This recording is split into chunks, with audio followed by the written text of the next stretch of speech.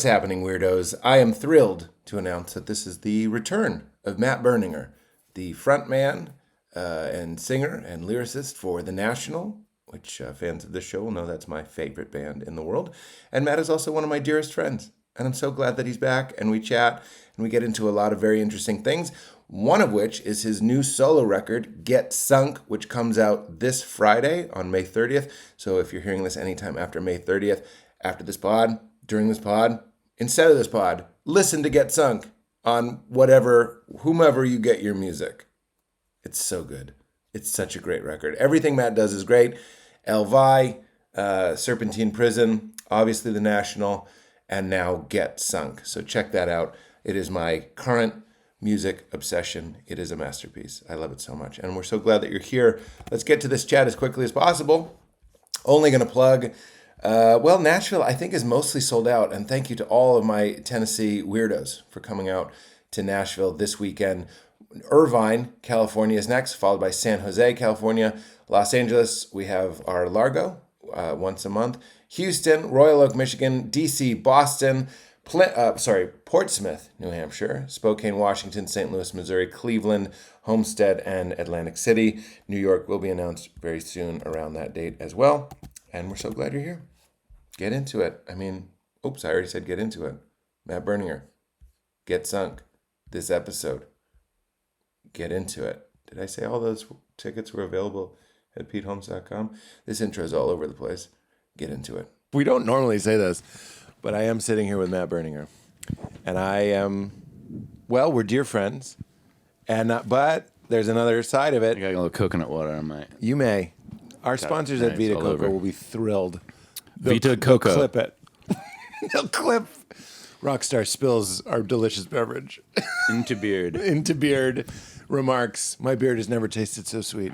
I was going to say that, and you know this, there's another facet of our relationship, which is I'm just a huge fan. So I'm always so excited to talk to you. Yeah. I'm ditto. I was going to say, this is not where I hit the ball to you to say. I know you were using like Mistaken for Strangers and Mr. I can't remember. It's not like opening your sets. I walk on to Mr. November now.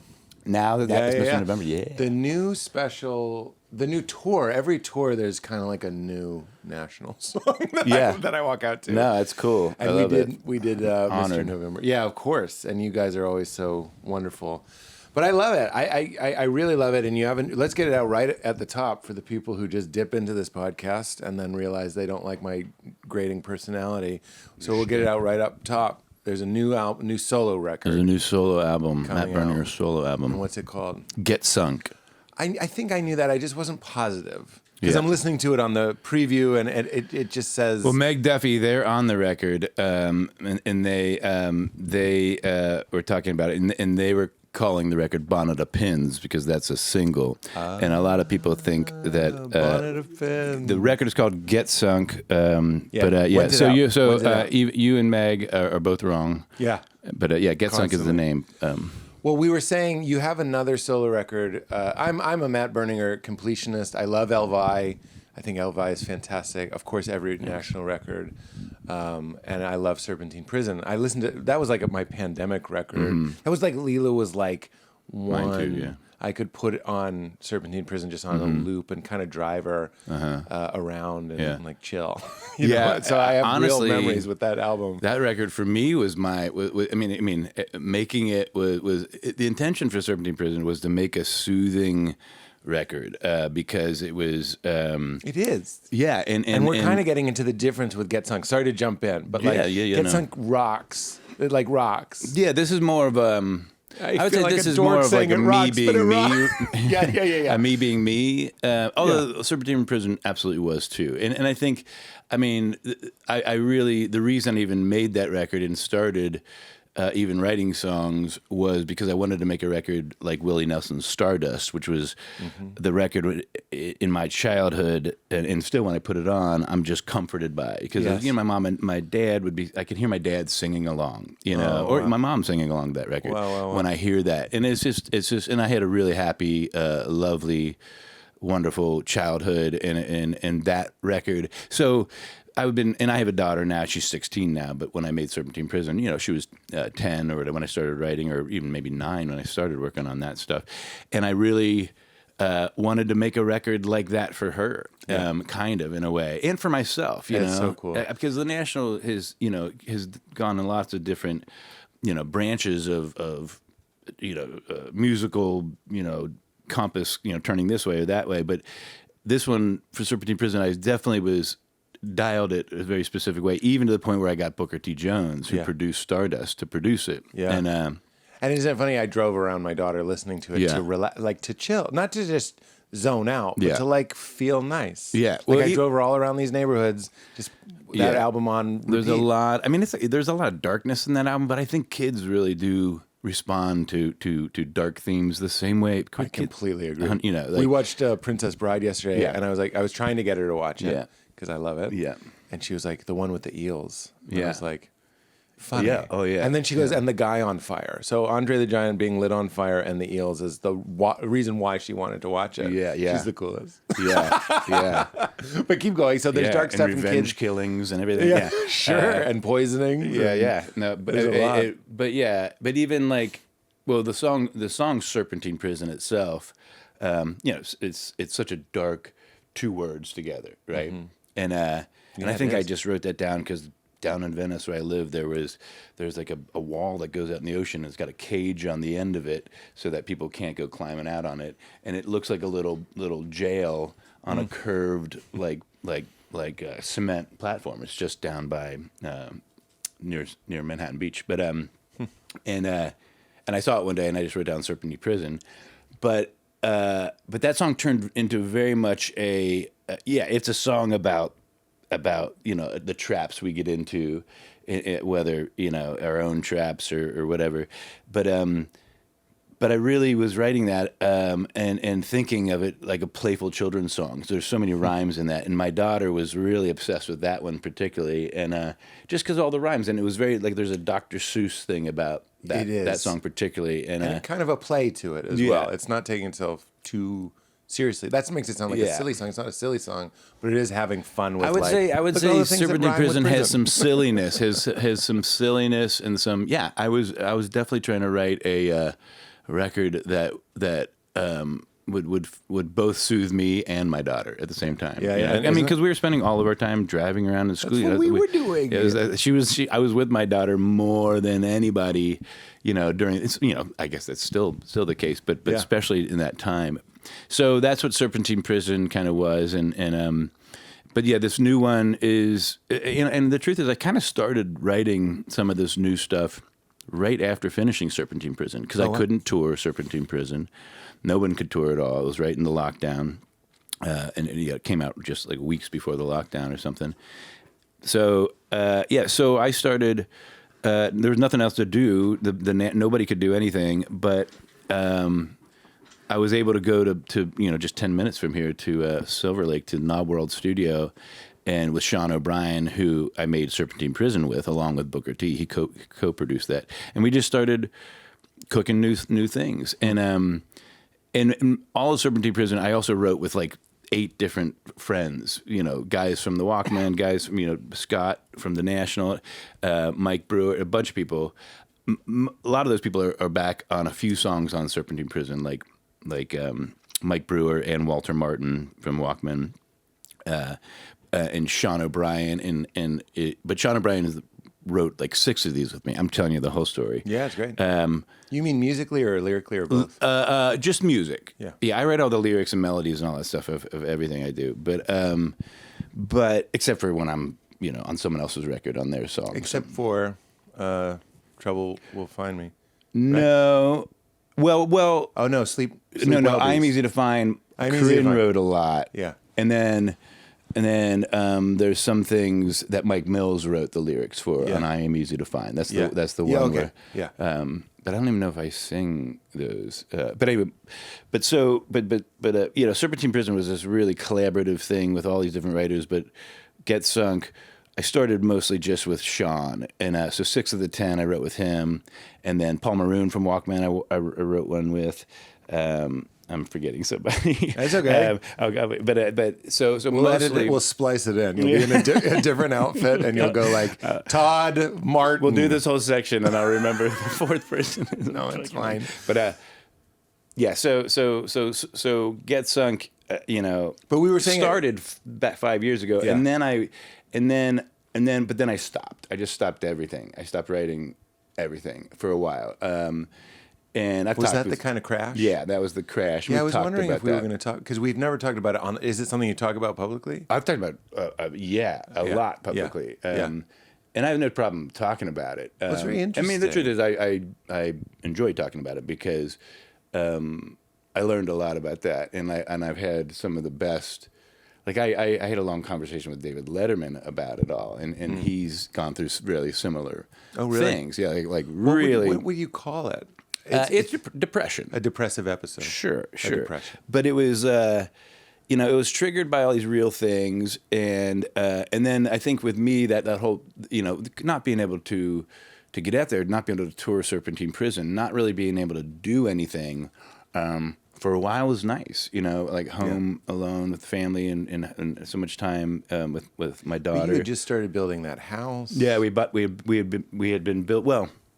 Yeah, that's a whole other. Is that not a time? If I say anything we don't talk about, we'll talk about the house. Yeah, it just I seemed had like been some building burden. a house for 6 years. Well, you and I had a long conversation. I forget what expression you use, but I think about it all the time. Oh, the sword of Damocles? Is that what it is? You put this like, you buy something you can't afford unless you're working a lot, and then you're like, and then you're forced to stop working. That's a heavy cost. Right? Yeah, I was out on my skis on a bunch of stuff. I didn't know that expression either. Well, I also had like all these projects. I was writing another Elvi record. I was writing with a lot of different people for a lot of different projects. I'd become really good friends with Roseanne Cash, and we'd been cooking on songs, and I had started writing a whole batch of national songs too. I had like 20 national songs cooking.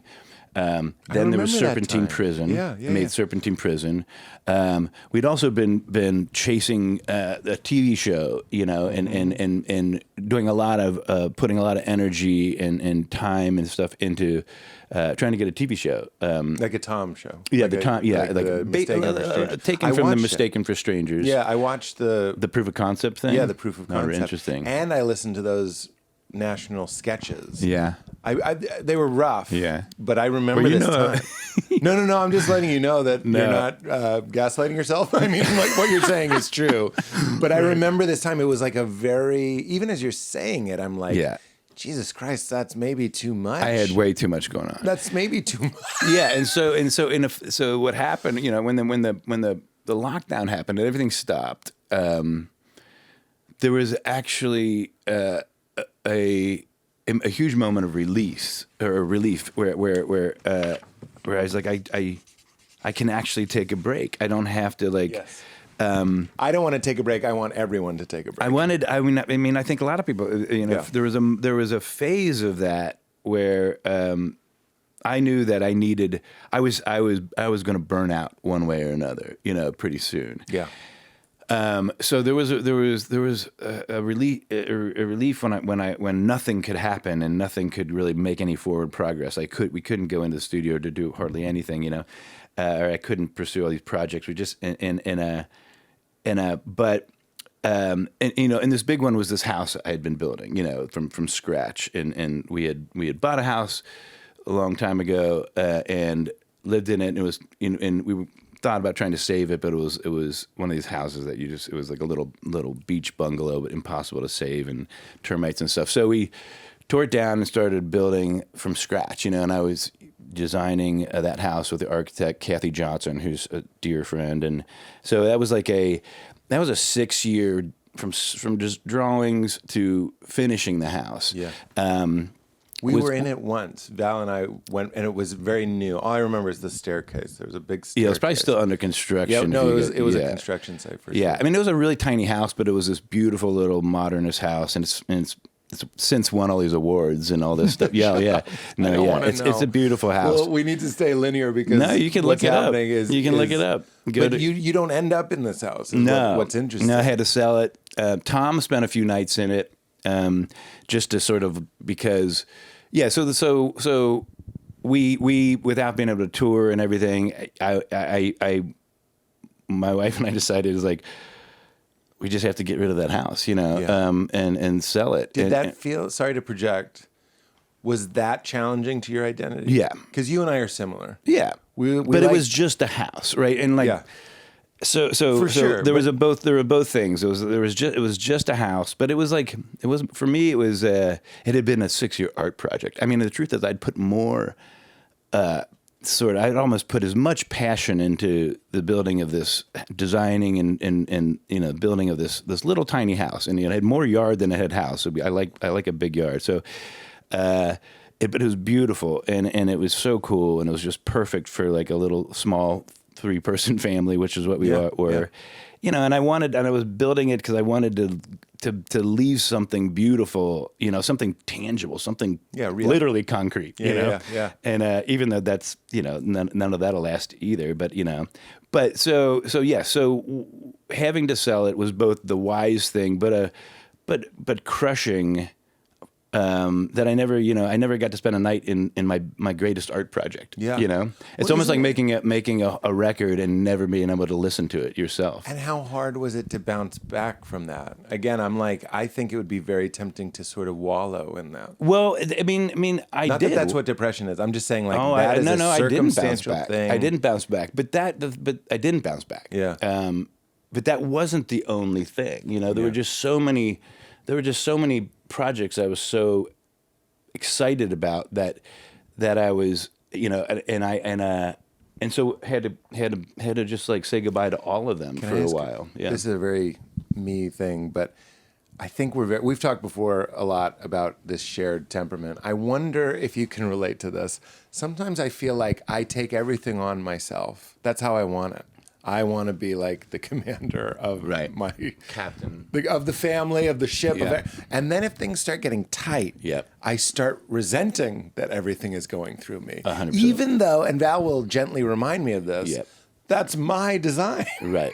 Yeah. I say, I will do this. And it's usually when I'm up and I'm like manic and I'm excited and I have 17 projects. And then when things get around my neck, I'm like, it's all on me. It's all on me. And it's like, it sounds like that's... Yeah, and it's a thing because, I mean, I think a lot of people take on multiple projects too, because if everything's depending on one, the national, then it's so much pressure on the national that you start to hate that thing, And so I was Elvi, the TV show, Mistaken for Strangers, the doc, even the house and all the other projects were ways to. I mean, I needed to put some more ships in the ocean because I had no idea if everything was on the national ship.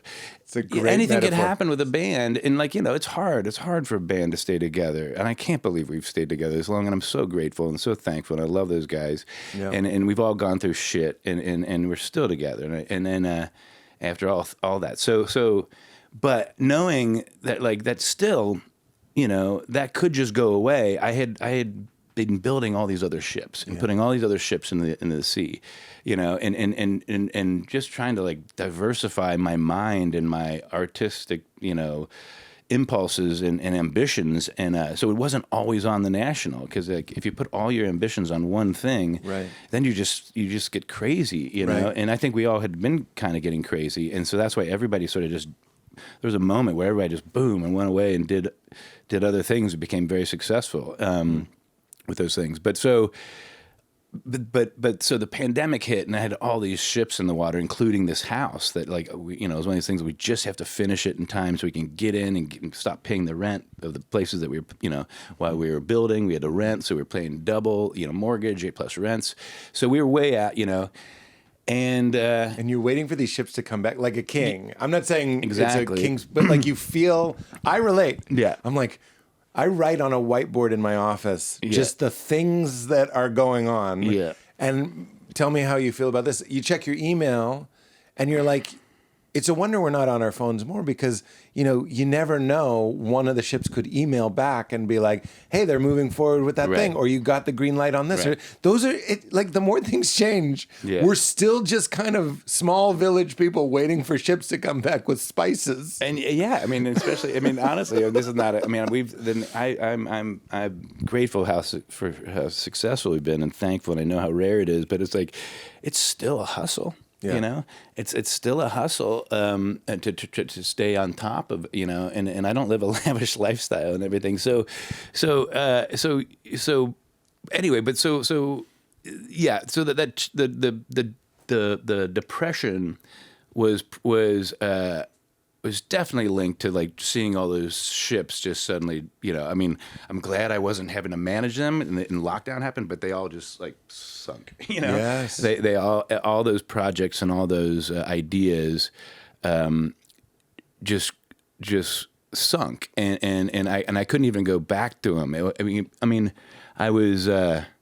I couldn't walk past the house, Only recently have I been back to it and looked at it through the gate, and I can see it online. It's too painful, yeah. And it was just, it was Am I too, right? It's because it's painful. But it's become a whole, because now I live in Connecticut, and I live in Connecticut was unrelated to having to sell the house, but I live in a house that I absolutely love. And I would not want to live in Venice in that house anymore, and not because of, it's not a rationalization. I know we were, my wife and daughter and I, all three of us were ready to be out of California, I think, and Something LA. had to give. We were ready to be out of LA. My daughter was just, she wanted to go to high school somewhere in a different thing. She, in Connecticut, and we have family in Connecticut, so we were going to end up moving to Connecticut anyway. But never been able to spend a single night or take a bath in that brass tub, and all those little things, all those details, the light switches and everything. And then you watch it win awards. And then but the people who live there love it, and the people that live there appreciate it and are very happy, and I'm really happy where I am, and it exists. It's this beautiful thing that exists, and so and then again, it's just a house, and like, as we all know, like, especially LA is like that is losing, that's losing something like a house is traumatic, but it's just stuff, you know. Yeah. It's just stuff, and if you can see it clearly, though. It took a while for me to those things. and it wasn't just the house that caused my deep depression. It was lots of things. There were a lot of things I had to kind of burn down to rebuild, including the National, me, all my projects, my ego, everything. I had to. And what does that mean, to burn it down? Just I had to stop. I think it wasn't. It was an unhealthy time, and it was like 6 months of real unhealthy time of just not being able to get out of bed.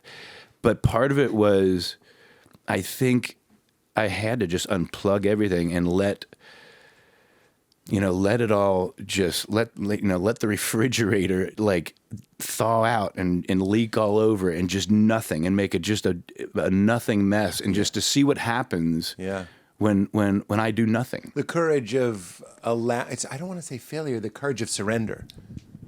Right? It was a very fearful place, but it was a giving up to see what happens, but not a chill giving up. No, it was not. It was because brought to your knees, kind of sound. Yeah, because I had no idea to even get started again, and I didn't even know. I did not want to write another song again in my life. I didn't want to step on stage again. I did not. I didn't want to go to a restaurant ever again. It was that point. You're like, and it was depression, but insomnia was the real thing. And I talked, I think, a lot with David Letterman about that, and different people, is that sometimes the anxiety, when you can't sleep and you're tossing and turning and you can't solve these problems because there aren't any solutions, you just keep going over them all, and you just spin. And after 3-4 nights of insomnia, you really start to your brain starts to melt and logic stops working. Right. So I was dealing with, like, Corinne would tell me, like, this is not reality. It's not nearly as dark as you think it is, but I could not see that, I understood what she was saying. But I was like, she's like, there is sunshine. Look out the window. There is a sun shining. And like, I would not go near the window because I hated sunshine.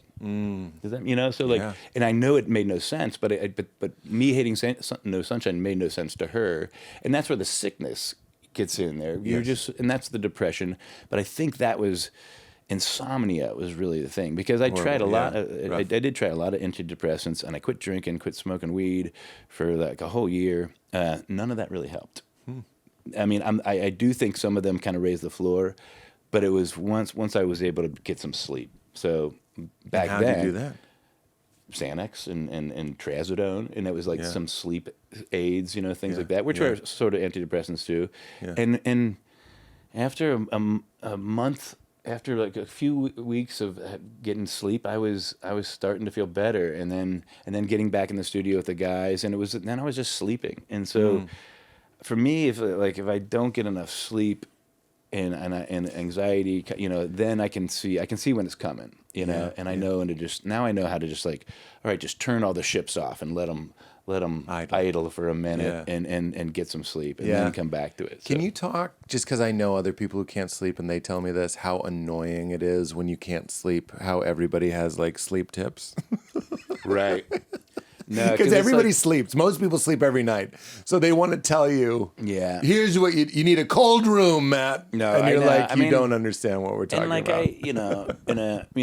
And I tried some things. I probably should have taken just focus more on my sleep towards the beginning, because that was just such an obvious issue that I was pretending like. Yeah, but the thinking was compromised. But my thinking was compromised. Right. It's 4 a.m. thoughts. I was talking to somebody recently, and they were like up in the middle of the night, and their upstairs neighbor was walking crazy, and then they're like, "What if they're out of their mind? What if I bang on the ceiling and they shoot down at me?" And I was like, that is such a 4 a.m. thought. Right. There's a flavor to the insanity of vulnerability. Yeah. You should be asleep and your mind is just exhausted. But you were kind of having 4 a.m. thoughts during the day. During this period, I was sleeping in my own room because I could not. I'd toss and turn. I was tossing and turning so much that just flipping. That I was. I was physically sore from the movement, or I'd get up and you'd get up and I would just pace, and stare out the window and wait for the sun to come up and just try to solve all these problems, which there was no way for me to solve. I just needed to get some sleep, but I even though I haven't been exactly there to relate, Val has been like, Pete, what you're talking about, it's like in Get Out, when he falls into the sunken place. There's a little hole of light, and somebody's like, "It's not that bad." Like that's a perfect metaphor. And there's even a part of you that goes like, "I know she's right," but then there's this like ocean of like, not that we can do anything about it. Like I feel angry. It's like and this. It's sad like you're at the bottom of a well, right? And it's cold and dark, but there's a light, and and you can see that little light, and they're really like, and they're saying all you have to do is just climb up the well. Yeah. You're like, and the walls are wet and rocky, and you're exhausted. You can't even stand up. Yeah. Much less climb up to that light. But the light's there, and you know that but like, you're just like, you don't understand. Yeah. Like I can't. Yeah. I can't. Right. Get up there. And then what did you need at that point? In the spirit of helpful, do you need someone to go, I see that you can't? Do you need like commiseration? Yeah. And when it was manic depression. Or not manic. No. It was manic depression is like something that's more like comes and goes. Well, then you have the ups. It's not bipolar or something like that. But I was in a deep depressive episode, right? You're just right. And so I was in. It was like the flu. It's kind of like it's depression isn't like a thing that comes back and go. And everybody has their constant battle. It can come out of nowhere and hit anybody like a flu and last a year. And then go away and not come back, Right. And I remember having one episode when I was 12. I remember distinctly like that year when I was a 12-year-old. The things that happened, I got the crap beat out of me, and by a bunch of other kids and stuff. Little things that just like a trauma that triggered it. I think when Just I was got 12. like jumped. I got beat up in the woods by a bunch of kids. You know, I was seventh grade. Woods. God damn. Yeah, the woods. no, it was long. I'm so sorry. That's a whole long story that I do really. You know, I've unpacked that a bunch. But like and it wasn't like I wasn't debilitating, injured in a way. But I cleaned my clock a couple of guys in front of a bunch of people, right? But also, yes. And as a seventh grader, Learning the world that isn't changed safe, me, and, you know, and that made me. That put something in me that I wish it wasn't in me, you know. It kind of go right at it, you know, and kind of an energy that just like anything that's I feel like is unjust or is gonna fuck with me, you know, I go right at it with my horns out, so that's caused me a lot of problems in my life. That's what.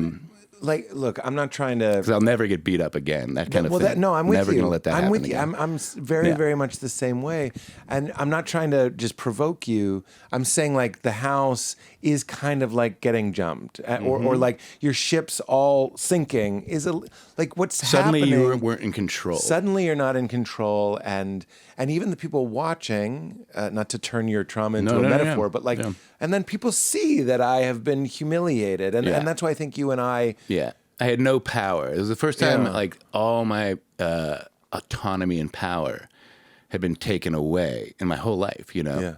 And it was just, you know, it was a seventh grader getting beat up by a bunch of ninth graders, you know, and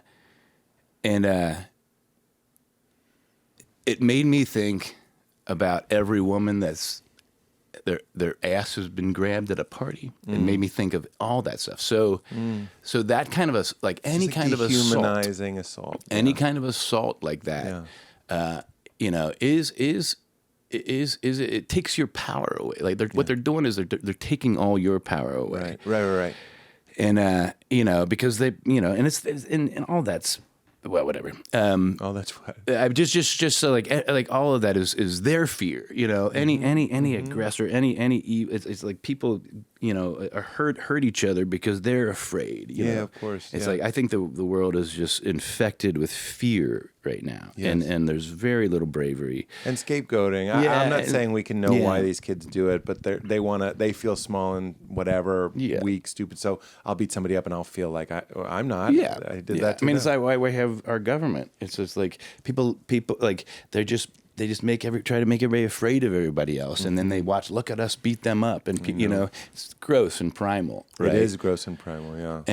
And we're really, you know, and unfortunately, it works. It does work. I just block. Look, fear sells. Nobody needs to know how little I'm looking at social media, but I'm really blocking the sites, taking it off my phone, because I realized I went on Facebook and all I saw was a bunch of kids running up to a Waymo, you know, an automated car, and graffitiing it. Yeah, that's not even that traumatic image, considering the things you can see online. I know. It sounds kind of awesome. You could, but the state I was in, it made me go like, oh, the whole world is kids with hoodies and masks, and they're running around like Dark Knight Returns. Like there's just like a bunch of street punks. Make everything look like it's terrifying. But it's funny, if you did put that same clip in like a wonderful documentary about like Banksy and art and creativity, like I would have it, but that's not the state you're in when you're looking at social media. Yeah. And I just realized even something as benign as that, and unfortunately you do see a lot worse things than that, just randomly. Well, negative scary stuff is just primarily we're more interested and we click it, and that makes money for everybody. That's right. And it's the Velcro Teflon thing. Yeah. Things like that are Velcro. So I couldn't stop thinking of, it wasn't that I think graffiti is like offensive, because I can get in touch with that. I'm just saying it's like this idea that people are out. What really struck me about that image was the person sitting in the back seat that was just kind of like, like I guess this is the world we live in. Like we make automated cars and we just can't wait to fuck with them. By the way, when you said Waymo thing, at first I was imagining those little carts that deliver groceries on the sidewalk. Well, those get fucked up too. I made it a bunch of punks spray painting as it goes by. I That's what I mean- thought at first. But no, the Waymo car. But anyway. It was because a person was sitting in it, and you can't do anything. Right. And the car doesn't have protocols. I get it.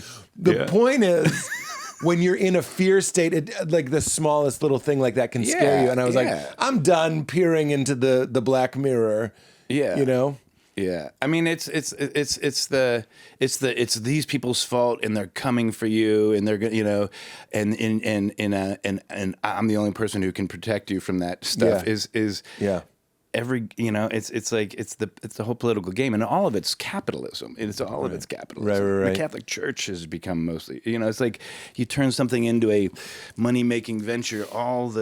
All the things It goes sideways they immediately. all go sideways, It and like I'm a immediately goes. Catholic. I think I'm a good Catholic, but I haven't been to church forever, and because I don't believe in the church anymore. Right. I haven't for a long time, but I believe in, I don't believe in God, but I do believe, like, and I think Jesus was a great dude, and a real person, and today, would have had, been a very good influence, and we could use more guys like that, or more people like that, and we have them. We've always had them, and so I don't, but I consider myself a Catholic, a good one, and I was raised on all that, and then the pillars of how you treat people, and do unto others as you would have them do unto you. That those are the basics, and so the whole thing of bravery and kindness was everything that Jesus was talking about, I mean, I got a lot of hopes for the new Pope. Maybe Leo is going to maybe talk some sense into Christians and Catholics. I do take, not issue, but I'll push back a little bit on that. If Jesus was just a groovy guy who told people to treat people how you want to be treated, there's no way we would be talking about him right now. Meaning there was something even more. There's something else. I don't think it's the miracles either. I don't even think it's necessarily the resurrection. I think those things, I know that might sound crazy. No, but I think if somebody aligns with the essence of the universe and that radiates off of them, human beings don't really know what to do other than talk about like the great things they said. But really, the medium was the message. I think being with someone like Jesus was probably a transformative experience. Definitely, you know what I mean? but I would say that. I do believe that he was human, and he was Absolutely. and a normal and an exceptional human. But the same way Patti Smith or Muhammad Ali, or Desmond Tutu, or sure. go down the line. No, I completely are just agree. Exceptional. It's But back then, I think, and in the Bible, it was a huge collaborative work, right? Oh, yeah. Of written over well, 50 people or who 60 weren't collaborating with each other, though. No, and they were all deciding on what should we say about the story about the virgin birth? How do we explain? Well, that's what and I all mean that kind of is- stuff. And if you really are interested in the Bible, it's fascinating and entirely enlightening and motivating on 90% of the levels. But you got to remember, this was a collection of stories handed down word of mouth that was eventually collaboratively written by not Matthew, Mark, Luke, and John. Those are names given to the collections of writings that were like this pocket of stories that tells this version of his his life, and then the Old Testament was a whole other different kind collection of writings and taken from myth and Greek and taken from other ways of telling stories about gods and stuff. The Bible is one of the greatest books ever written, for sure. But it is a huge collaborative concept. It needs some concept. It needs context. It needs context, For sure. and when you do get the context, it's made me a better Catholic. Yeah. Well, it makes it richer. Yeah. If you waste your time defending if the things in the Bible literally happened, I think you're sort of missing the point. Or if you're defending like its journalistic integrity or something. Yeah. This episode is brought to us by our friends at LMNT. You probably hear about LMNT a lot on other podcasts. I know I do. And I want to be really clear. I love it. This isn't just an ad. It's changed my life. It's changed my morning routine. It's changed my hydration strategy. And they now have lemonade salt. Sometimes LMNT, you drink it, you know there's salt in it. I'm going to say lemonade salt, you drink it and you wonder if there's salt in it. It tastes incredible. It is like the best lemonade I've ever had, but it has the optimum ratios for hydration. We're talking about sodium, magnesium, and potassium in the perfect doses that your body is flooded. You can feel every cell is flooded with optimum hydration. And water isn't enough. You gotta get electrolytes into your body. And what are electrolytes? We're talking about salt, we're talking about potassium, we're talking about magnesium. So don't drink some soda after your game or after your workout. Drink LMNT. In fact, I drink LMNT first thing in the morning. Replace the need for a morning cup of coffee because there's something energizing about getting optimum hydration flooding into your body. It is amazing. And lemonade salt, which is just here for the summer, you gotta get it. And if you use our promo code now, you'll get a free sample pack of LMNT's most popular drink flavors. We're talking citrus salt, raspberry salt, watermelon salt, and orange salt. I love all of those. Watermelon salt is another particular favorite. 2 sticks for each flavor when you use promo code WEIRD. Go to drinklmnt.com/weird to get your free sample pack with any purchase. That's drinklmnt.com/weird. Try the lemonade salt. I've hoarded it. I have so much of it because it's only here for the summer, and I'm going to want it for a long, long time. I love it. I absolutely love it. We're also brought to us by our friends at SHAKTI Mats. SHAKTI Mat is like having a personal masseuse rolled up in the corner of your house that you unfurl like an old map or a flag, and you lay down on it, and it's thousands and thousands of tiny little pokies, little spikes. It's like laying on a bed of nails. Why would you do that? Because it floods relief and tension melts away. Those pokies send blood and circulation to the areas you need it most. So I like to swim. That means my right shoulder is always getting jacked up, which means I'm laying on my SHAKTI mat, I don't know, at least every day, sometimes twice a day, because it's like a massage. I love massage, but it's hard to find the time. Sometimes I don't feel like getting naked and all oily with some weirdo. You know what I'm saying? I just want something fast that gives me that relief, that gets stress melting away, that gets tension melting away. It's like cold exposure or deep tissue work or sauna. The release that you get from doing something that's a little bit intense up top, but then you melt into it is amazing. It's an acupressure mat. It is such high quality. You need to get this in your life. I'm talking about deeper sleep, stress relief, muscle relaxation, better circulation, mental clarity, just a general sense of well-being whenever you need it. Go to SHAKTIMAT.com, SHAKTIMAT.com, and use WEIRD30 as the code, and you'll get 30% off. It's also a great gift, perfect for the person you don't know what to get them, because everybody wants relief on command, and it's fun, and it's interesting. SHAKTI mat, acupressure mat, get into it. All right, back to the show.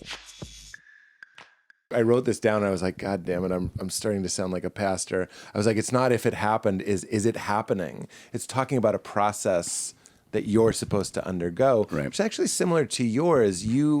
I'm not trying to be sacrilegious here, because the pattern of the universe is order, disorder, reorder, right? And you just experienced order, disorder, reorder. And that's the story of Jesus's life. And that's the story of the Bible as a whole. Even the Bible as one piece kind of tells the story of order, disorder, from reorder. Old Testament to New Testament. All the way through. Right. And every story, but it's not unique to holy texts. The reason why the Avengers resonates with us is because we go like, oh, Tony Stark is the man. Tony Stark dies. Oh, Tony Stark comes back. Like that's we can't stop telling that story. Right. But also the trees tell that story. The leaves die, they fall, they plant, more trees grow. Right. It's like we can't get over it. It's the way I know. And energy works. It's such a I think a strange thing. With specific, I mean, it's like, organized religions. All of them have a set of superheroes, you know, and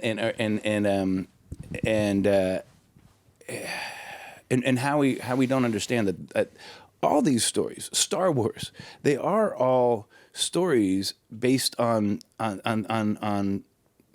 whether you go back to the stories of the gods and where the stars came from, we're telling stories to try to explain how to be better and how to educate and how to enlighten ourselves, and so things like, Galileo discovering that, that the earth maybe was not a flat thing. It was maybe something else. There's, maybe this universe is structured some other way. Mm-hmm. He was thought of as just like a crazy, and like what insane. So the idea of miracles, the idea of things we don't know. That's why I don't say, there aren't things that have divinity in them, and Jesus would be an example of someone that has a thing like divinity or whatever, because divinity, I think, is a maybe a connection to God in a way, or a godliness in a way. But God is when I think of God is the collective us. We are all God. Even get hippie stuff. Yeah, the earth is part of this organism. Like you're just water and matter. The earth is just water and matter. Yeah. But somehow we've developed to the point where our brains and the chemicals we start to look at the sky and try to figure out what's a monkey.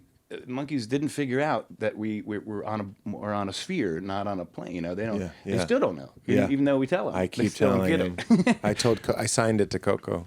But I'm saying, so like, are we special?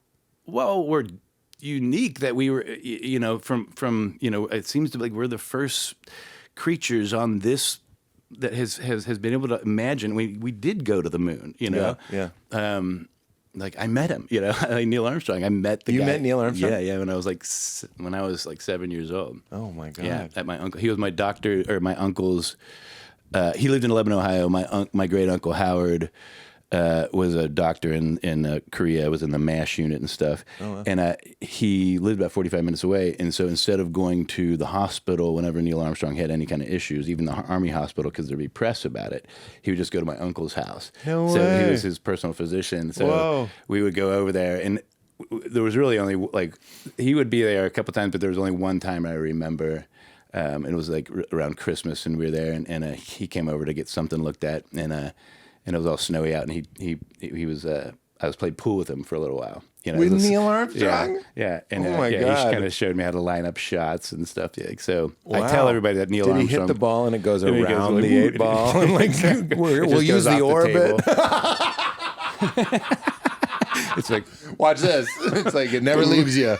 Never leaves you. No, but that's incredible. And so, oh, sorry, we were talking about. But that goes back to the idea of like what is real, and like I believe in magic to the extent that like the idea that you could walk on that thing that's glowing up there called the moon, that it's round. Yeah. It seemed like a magical thinking. Like what, so all these things we keep discovering the true magic of the possibilities of what this all is and why we're here, and so I believe in all that, and I'm a very spiritual and at the same time I think a really good Catholic. So do I believe Jesus was the Son of God, and all that stuff?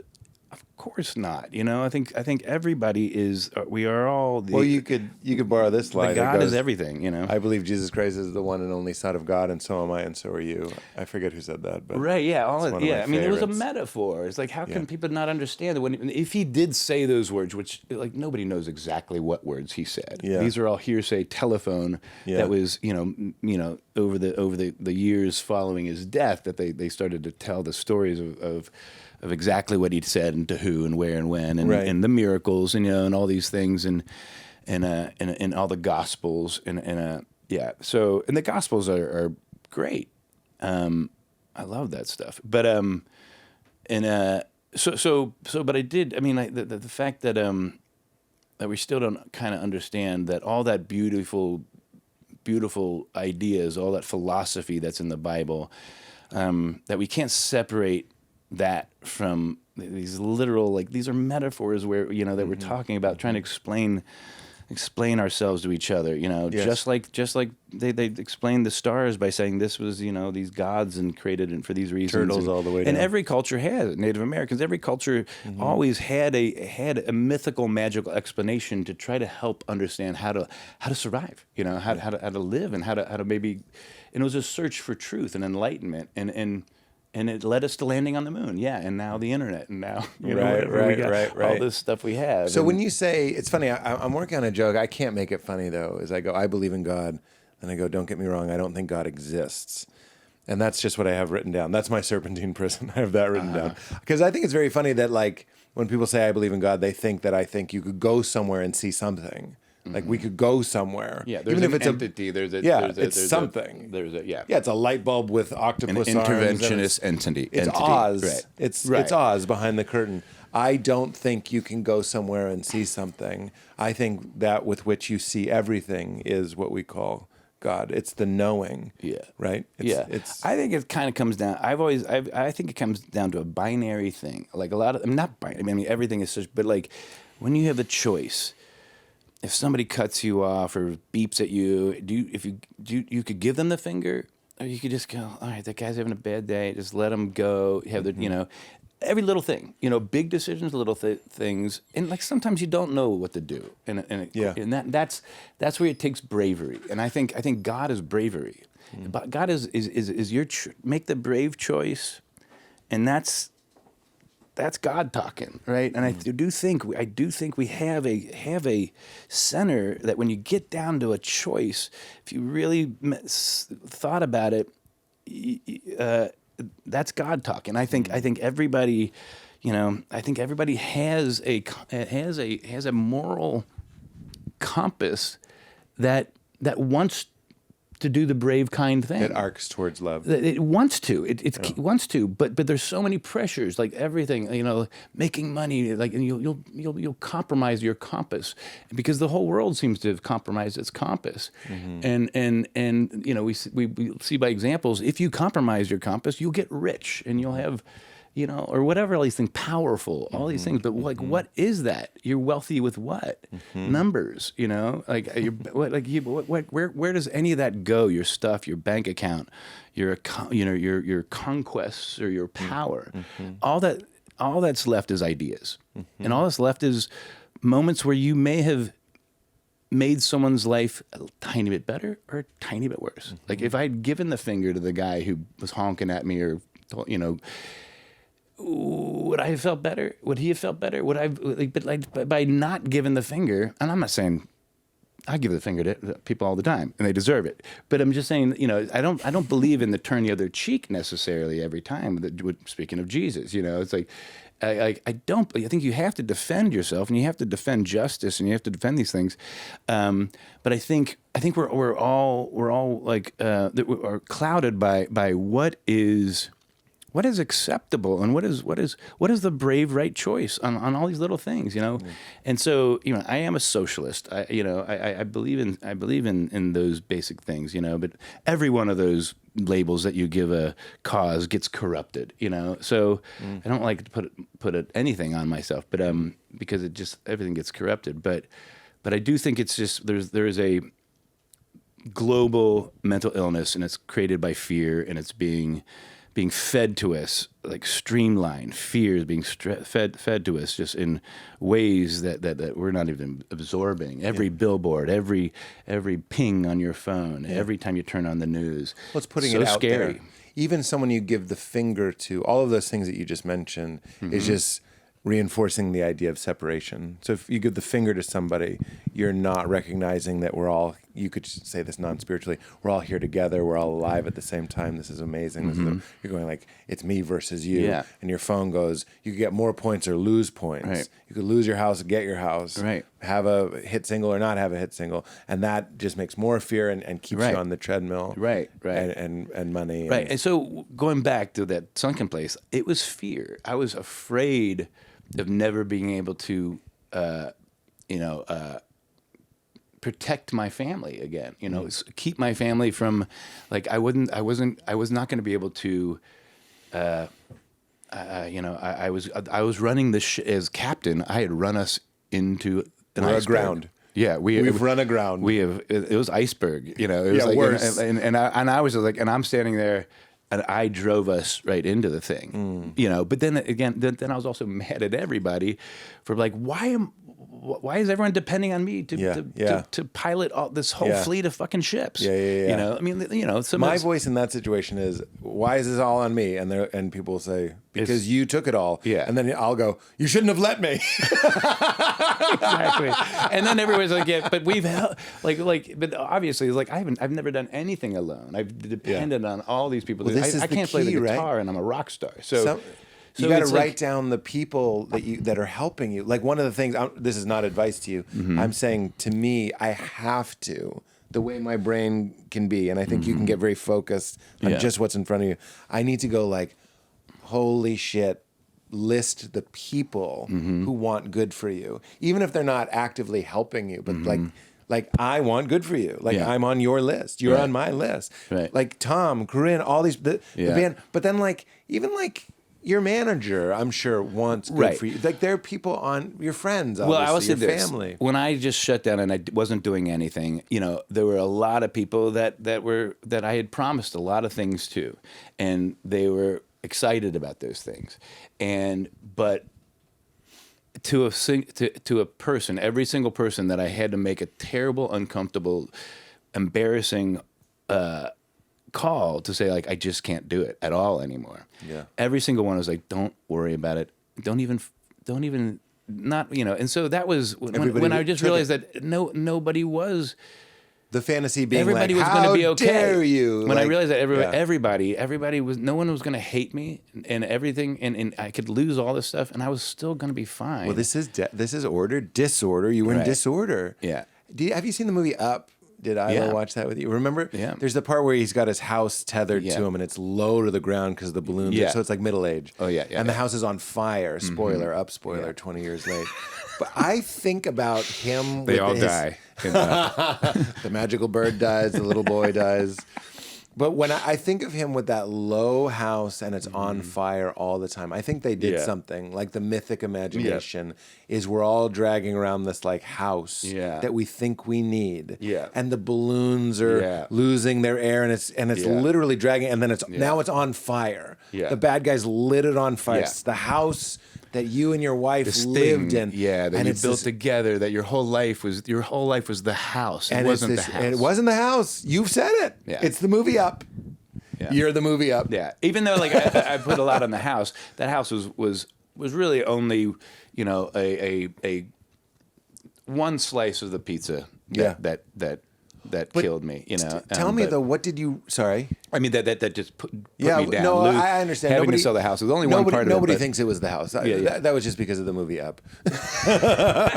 Nobody thinks Berninger is house obsessed. I want to rent it one day for a month, Airbnb the house, and just live in it for a while. Oh my gosh! Is it? It's not on Airbnb, is it? No.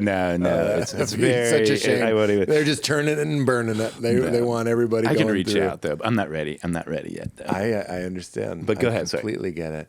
No, I was saying like. Well, first I'm curious, what did Letterman, I know he's a famous person, but it sounds like he was a helpful person in this time. Did he tell you anything? Well, it was funny. I mean, I met him many times just being on the show, way back the National, our first time on television was on that. Yeah, I've heard him mention the National a bunch. Yeah, and he's, it turns out that he's been actually a genuine fan for a long, long time. And a few years ago, I kind of found that out. And he kind of was talking on some podcast about that, and then we connected in outside of doing his show, and this is when he's not on and Beard Letterman. Yep. Oh yeah. And then he came not just a couple of years ago. He came to a show, a national show, in Connecticut. He drove 45 minutes from home. He and his wife came in, and came up to me, in behind backstage in the green room, about 20 minutes before we were walking on, and he walked up, and the first thing he said, he's like, and we'd met before, so it wasn't like oh, it was like, hey, how are you? He's like, can I talk to you? Like, let me talk to me. What happened to you with your depression? And right away, wow. And I started talking to him, and then he started talking to me about the times that he's gone backstage. Yeah. Sweaty. Yeah, yeah. Right before we were supposed to go on. Oh, And before you went on. Yeah. And it was he.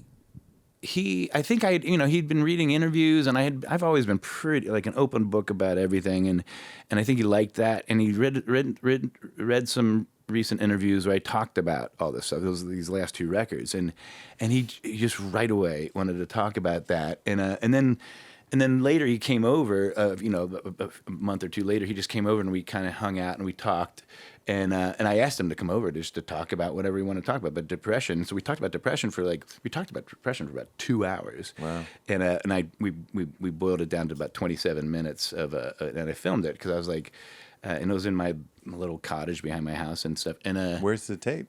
It's on. You can look it up. Oh, you can look it up on YouTube. Yeah. Okay, so he's public about it. He is very, so yeah. he had And he really similar talked about experiences. really similar. And we talked about how like bedridden, no sleep. Well, I mean, but he says it's like he described it. He says it's like discovering a room in your house you didn't know was there, and that you don't know what to do when you're in it. You can't get out, and his doctor told him, like, listen, this typically lasts a year, and he said that turned out to be right. And we talk about just the kind of the physical manifestation of the depression, right? And how debilitating it is, and he was just and just how like sometimes it's just time.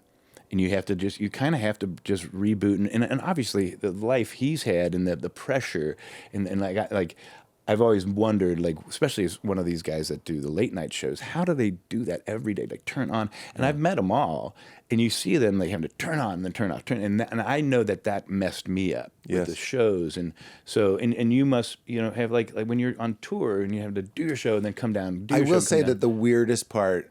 And as you're saying this, I'm like, of course, it's jarring to your nervous system to have like, it's like the throttle on an airplane, that like, and you put it in, and then you bring it down. And like science is always just telling us like, try to be routine, try to go to bed at the same time, try to wake up at the same time, try to like be even. And we're like, it takes me the weirdos. same amount of time to kind of come down from something, and sometimes longer than the whole thing lasted. I know. I'll do a 2.5 hour national show, and it'll take me 3 hours just to settle back down. I've probably said this to you before, but Bono, the metaphor Bono uses is he says when they came back, hey, Neil Armstrong from the moon, right, synchronistic.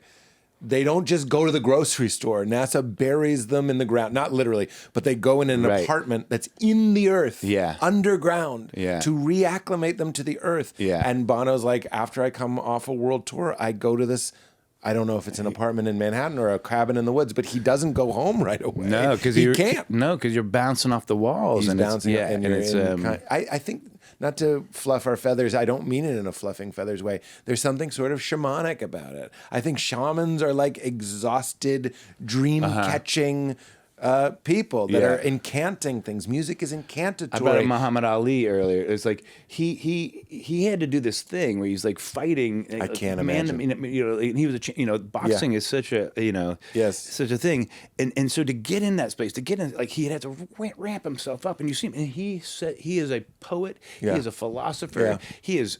His character is strong. He did not go to Vietnam. Yeah. And he risked losing he lost his belly, risked losing his entire reputation, fortune, almost went to prison. I know. It's unbelievable. And it was Congress that kept him out of prison. And so I think, but also he was doing all that while he was also in the prime of his life. Yeah. Well, physically, but also in these intense things where you have to try to beat someone to unconsciousness. I say this all the time. I'm nervous about shows, and I'm like, I can't imagine, like, how do you sleep the night before you're like, tomorrow I'm going to be punched in the face. Right. And I'm going to punch someone in the face. Right. I think both of those are not chill. Right. Like, you think punching is winning? Right. I don't think it's chill to punch someone in the face. No, everything about it is intense. No, and all of that. I mean, the sport is a metaphor, and baseball is a metaphor. Yeah. Like it's a game we're trying to play. But you are trying to manipulate a lot of people. Yeah. I just saw you guys at the Bull.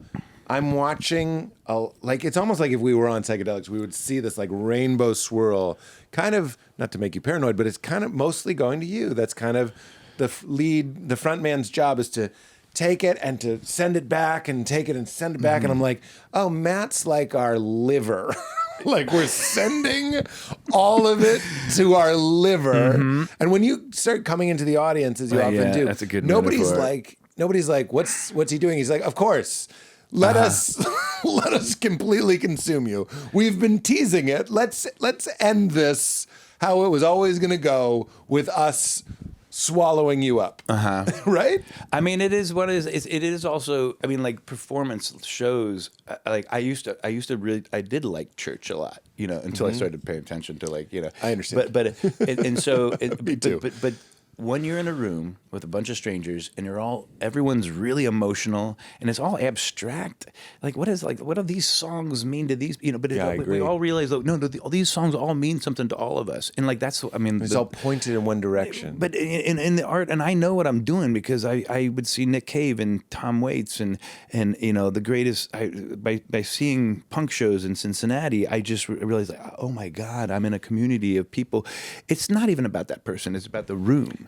The person is an excuse. I'm the excuse. You're the excuse. For all this joy. And I say that all the time. I go, it's not, you think you're here for the new jokes. You're here for a frequency that we create together. Yeah. And when now you look up there and you see, like, I almost see 10,000 people, you know, like singing along to words that I wrote 15 years ago when I was drunk, you know, smoking a pack of cigarettes and about some girl that I don't remember. And everybody's crying. And I'm crying. And there's a kid on his dad's shoulders, and the dad and the kid are both crying. You know, and I'm looking at that, and it's the most beautiful thing, and it's the most, I can't, but then you do it again the next night. Do it again the next night. So and that's why you can't not do it. Right. You've given this opportunity. You have to take this opportunity to do this beautiful thing. But there is a cost. The liver analogy, there is a cost. Yeah. And at a certain point, you can go like, it's all the donuts in the world. Remember when Homer goes to hell and they give him all the donuts in the world? Yeah. But then you do have to bolster yourself. Yeah. My best shows are the ones where I remember there's, not literally, but there's a kid on his dad's shoulders out there, or there's a kid who is going to become a comedian out there, or there's somebody going through a hard time or whatever. You brought up something that I didn't plan. I always love talking with you, but there was one area I planned. And She Finishes Off My Drink is a hook from this new record, Get Sunk, which is amazing. And the song is Bonnet of Pins. But that's the single. I didn't know, because I'm just listening to it on the, so I didn't know what the song. That is the single. Yep. Their A&R man said, I don't hear a single. Tom Petty. But I did hear the single. I was like, that's I kind of knew that was a single. Yeah. I didn't know, you know, Although I don't, I mean, I think all the songs on this record could be single. I'm like at the show already and everyone's screaming, She Finishes Off My Drink. Now, you know I'm the hugest fan in the world, but like, it takes an ocean not to break. She finishes off my drink. These are the lines that people scream. Yeah. Like, we can't get enough of it. Yeah. And then I'm like, Before Your Boyfriends Cry, I think is going to be, I think I can hear everybody That's singing right. That's right. the end of the chorus. Yeah. It's Saturday.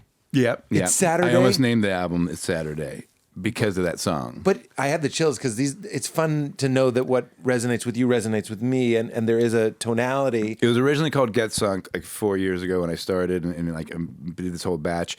Then I did then shut down, depression year, national 2.5 years. Coming back to it, I was calling the record It's Saturday because I didn't even want to go back to that other stuff. But then once I started going back to that other stuff, once I got these new songs and putting together, it felt like, oh, this has always been Get Sunk for this whole time. It's ordered, disorder, reorder. It's crazy. Yeah. I love that you have an audio record of pre-depression, post-depression in one place, because that's and the national records are me climbing up that wall of that well. That's what they sound like to me, and I like them for that reason. I was surprised. Sorry, I'm going to get to this question. Yeah. I really love, Laugh Track. I think Laugh Track is one of the best national records. I told you that, and I remember you were a little surprised. I think it is too. Oh, okay, you do? Okay, good. I do too. I just thought maybe, I don't know. I love the last two national records, and good. and honestly, it was, I love the records because it was, those guys were really doing a lot of the heavy lifting in terms of like getting us back together. I was barely able to do, you know, and but so when I hear those songs, but when I was I think I was writing very well on those of making some sense out of where I was and starting to climb out of it. And so when I hear those records now, I'm like, oh, I was doing some good processing of all that garbage and making some beautiful stuff out of it. And thanks to Aaron and those guys, really. Yeah. And then it was my idea to have the same album cover, and it is sort of like a double album because those two records, First Two Pages of Frankenstein and Laugh Track, do really illustrate a phase for me, a phase of total darkness back to something else. And like every corner of that awful year gets kind of Smoke Detector sounds like a guy pacing in his bedroom, thinking about protecting. Turn his off the house. Turn off. I mean, there's a lot of stuff about houses burning to ash and stuff. There's a lot of house stuff. Okay, so here's the question. Yeah. Just because I feel like this is a classic like Rolling Stone kind of thing, but you know what I mean? Like it doesn't have to be this podcast, but here we are. If you look at like the Avett Brothers, who I also love, they'll write a song about dying. Like No Hard Feelings is one of my favorite songs. Yeah. Just a song. It's not just a song. It's a brilliant song. That's a great song. About dying. Yeah. You write songs where 10,000 people are yelling or will be yelling, she finishes off my drink. And as I'm saying, it means something to me already, being familiar with this record. But this is what I'm going to load into you. It's more like a dream. It's like you had a dream, and I'm telling you, and I'm like, and there was an ET phone. I never even had an ET phone, but I couldn't stop crying, and it was ringing, and it was Arnold Schwarzenegger. Like, I'm not saying your lyrics are nonsense. No, I'm saying they're more. Yeah. There's a lot of details that we don't know why they matter to us. It takes an ocean not to break. I know what that means to me. Right.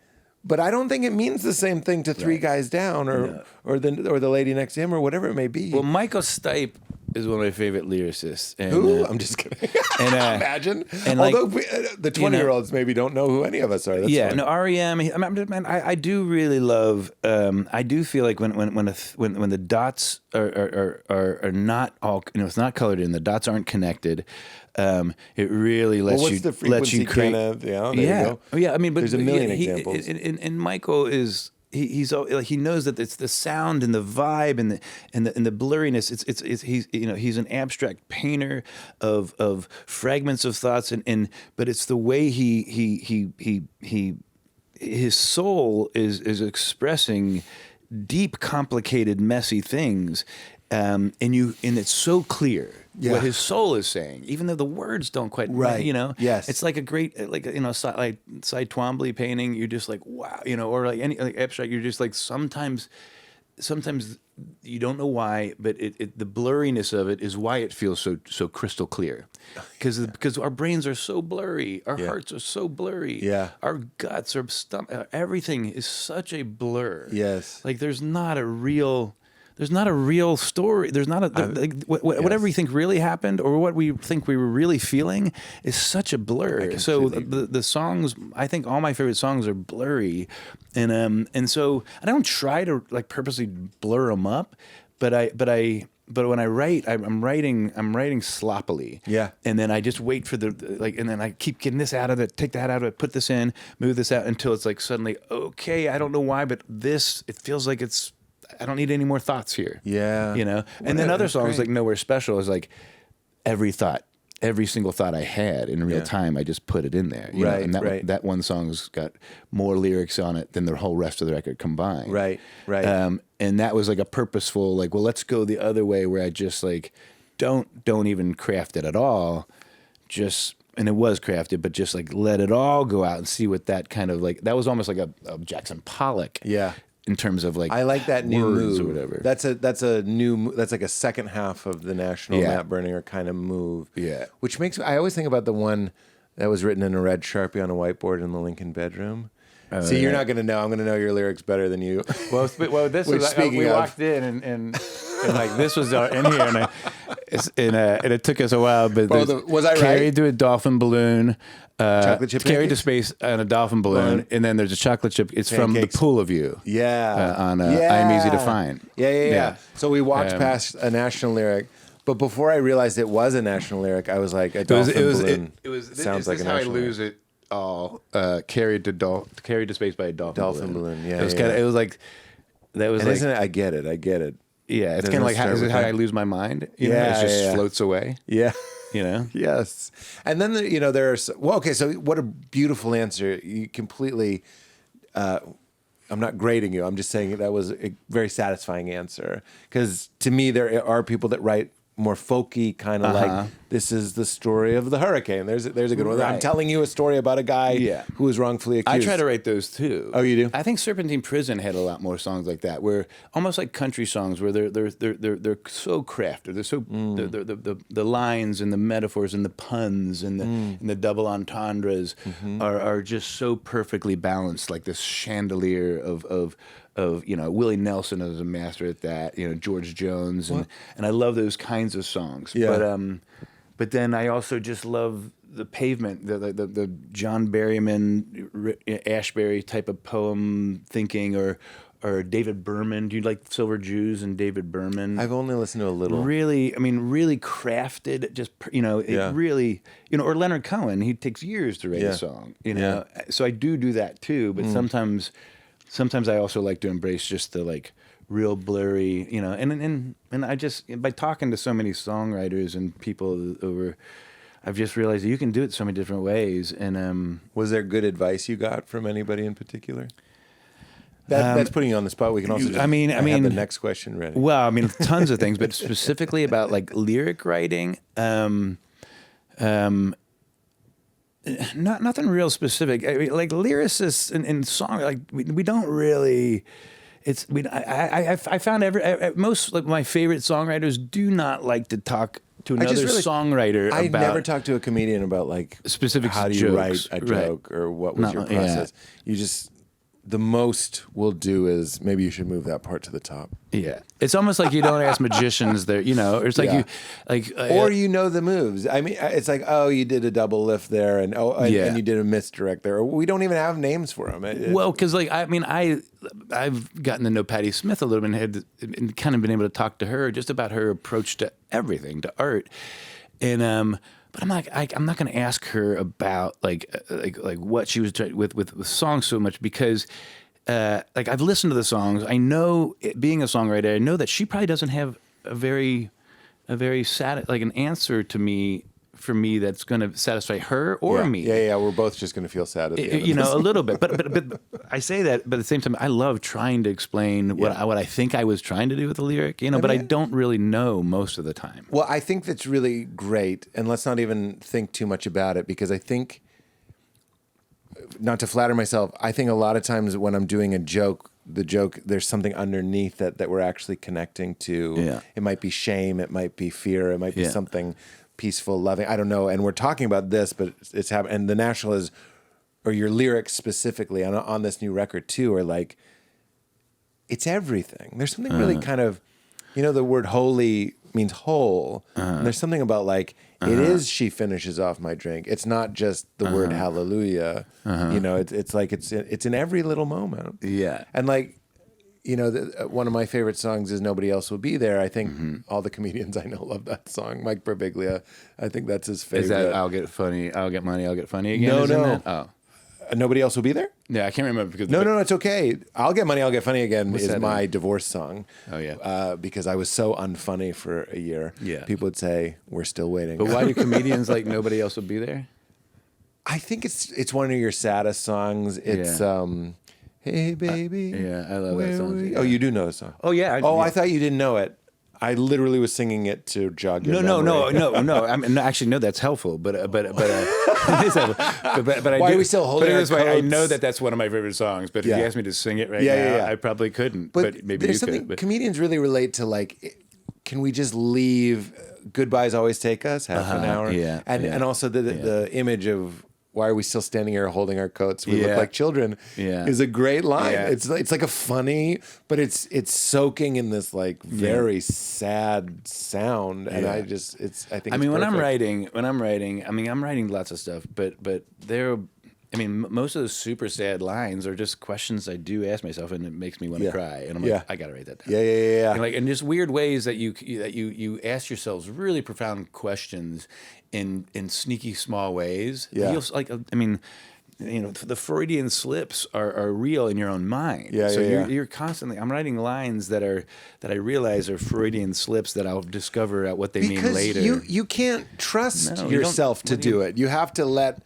Your brain is just a giant slush of stuff, and it's So whenever a song isn't a kind of a slush, then I feel like it's insincere.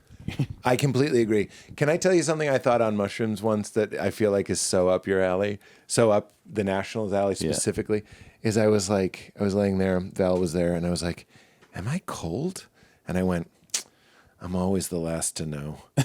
Like, meaning my body was cold, and then my mind realized I was cold. And I was quite cold. Yeah. But like, doesn't that feel? Am I wrong? No, that feels like kind of in Sometimes your first thoughts about like how you feel about something are abstract, but they're the ones that like. Yes. Why does it? It's Val and all I right there. still say I'm always the last to know. Yeah. Because it's so funny that there's a sadness to it. It's like my poor toes were cold this whole time. Yeah. I just looked up the lyrics to Guilty Party. I just remember thinking.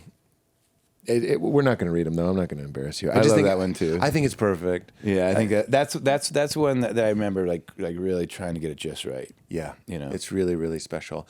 Here's a lighter topic. I want to be sensitive to your time. It's 11. Are you okay? Can we take a bathroom break? Let's take a bathroom break, and then I have a fun question. Great. We'll be right back. We'll be right back. Here's a little mini 10-second ad. Sorry for the interruption, but I love Modern Mammals. You know this. I hate washing my hair because shampoo fries it, dries it out, looks fluffy, looks horrible. You got to fill it with all these chemicals and products to make it look right again. Modern Mammals cleans your hair, but makes it look like you didn't wash it. It's just perfect hair in 15 seconds. Go to modernmammals.com/weird. Use promo code weird. You can try both the bottle and the bar, both ways that you can get Modern Mammals on your hair. You're 15 seconds away from a perfect hair day. We're also brought to us by our friends at Apollo Neuro. Of course, I'm wearing it because I'm always wearing it.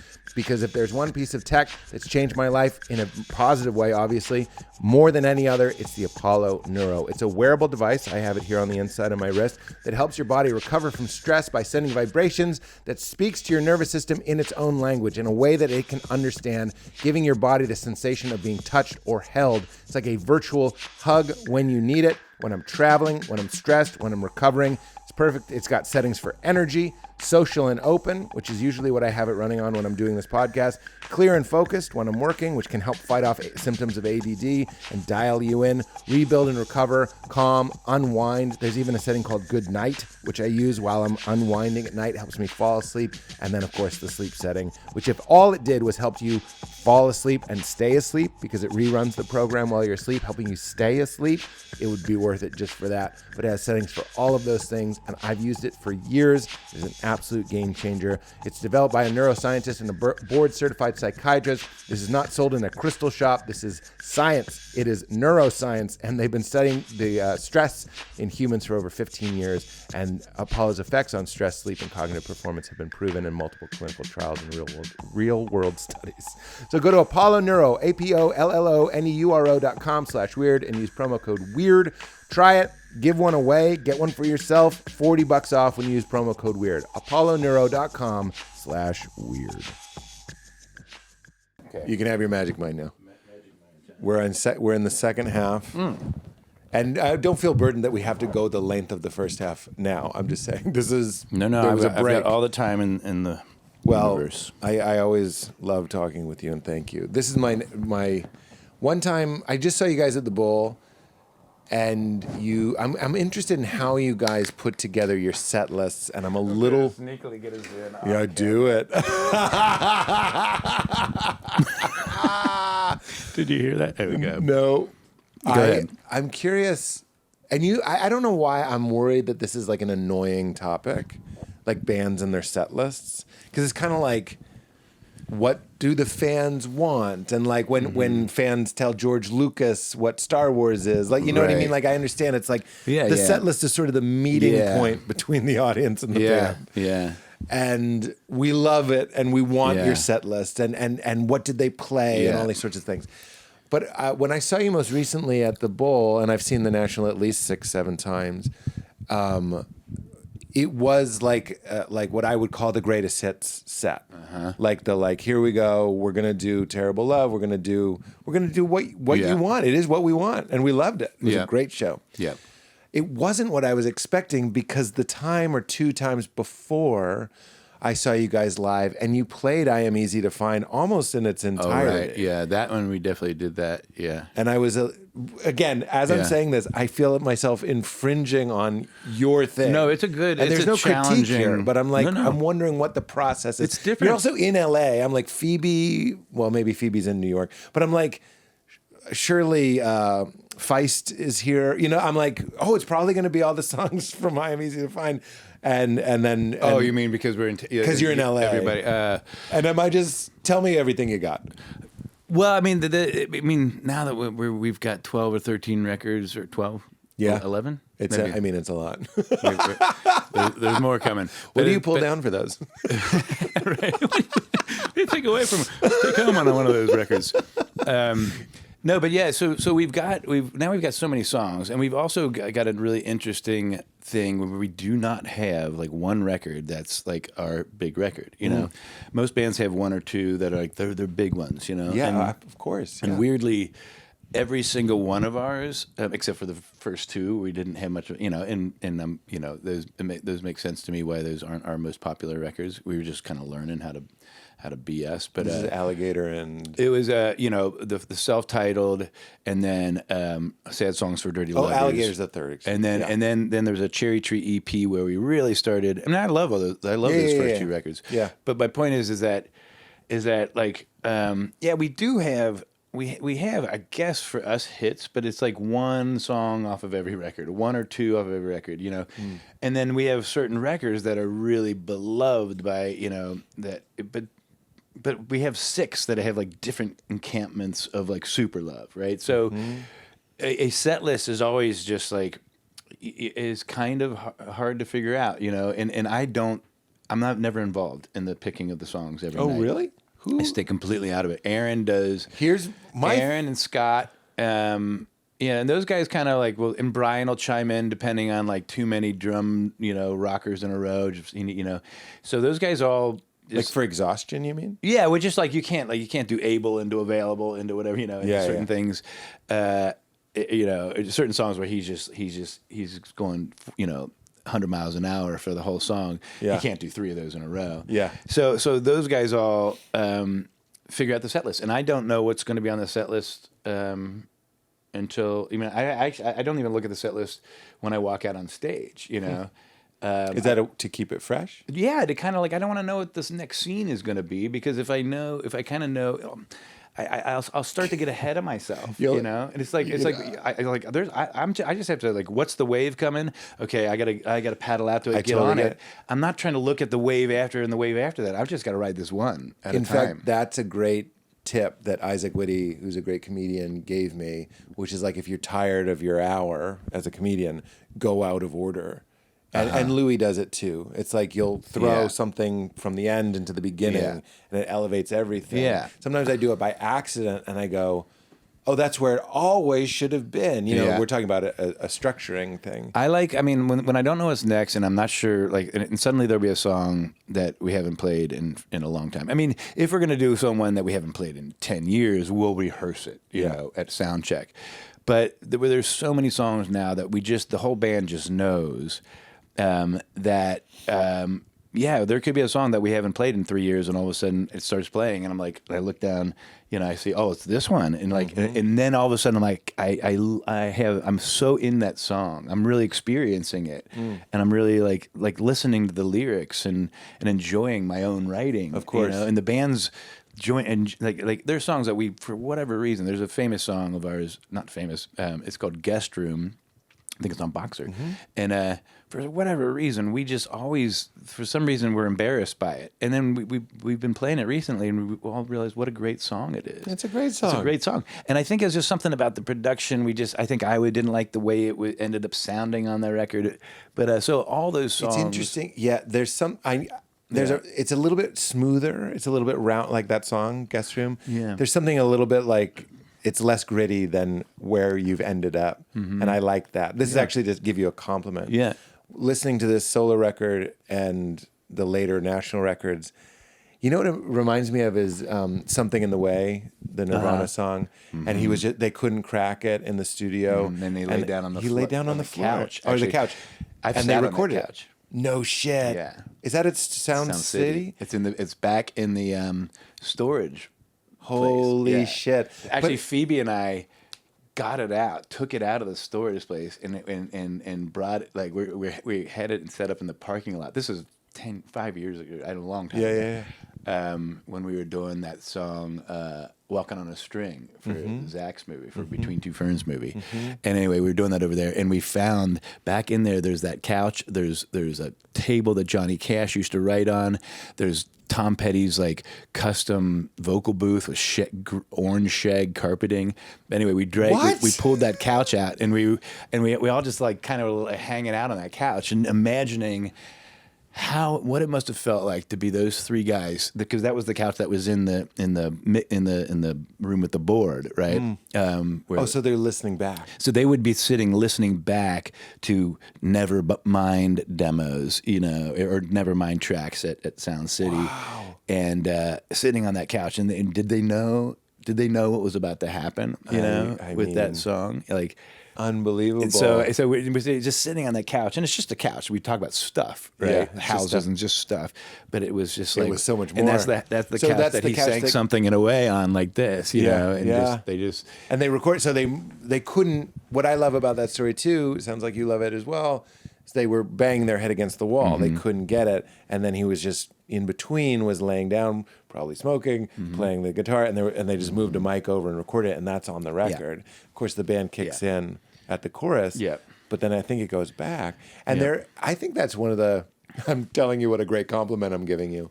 That's like, I think if you did Guest Room now, you might bring some of that nuance that you found. And again, I love it. It's not a criticism. Right. But you figured out this something in the wayness about your voice. I think towards the beginning, we were, it was this effort to the Strokes and Interpol and all these, incredible bands, but like they just had these songs that were just like, and our songs were just a little squishier and a little not, and so I think around that time, we were trying to like create songs that were going to punch through. So there's some songs like Guest Room, I think, that maybe needed to stay a little squishier, and they but that's why playing these old songs, like I love all those kind of adolescent versions of the songs. I agree. I think Boxer is perfect. Even the way I sing on Boxer, though, is I was croonier. You're croonier. But because I was insecure. Now, it's funny that you mentioned punk shows. I grew up loving punk. That was the first music I love.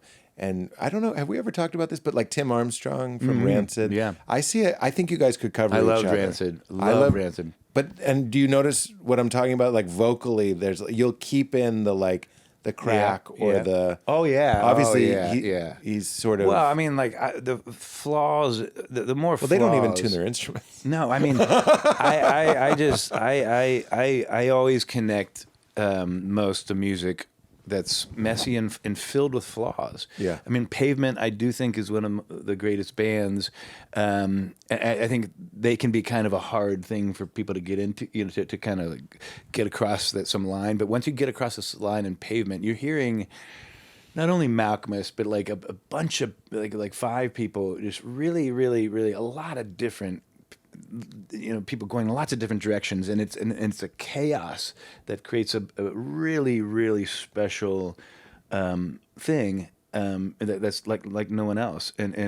So, and singers like Tom Waits or Leonard Cohen, who are like kind of croakers and kind of flawed singers. Bob Dylan is I think an incredible singer. And so I've always kind of like maybe felt like, if they let this guy sing, he must actually have something to say, because he's a terrible voice, in a kind of a funny way. That's part of it. You like actually trust them more, because it's not like great singers. I think have a hard thing to overcome when they're so technically good. I agree.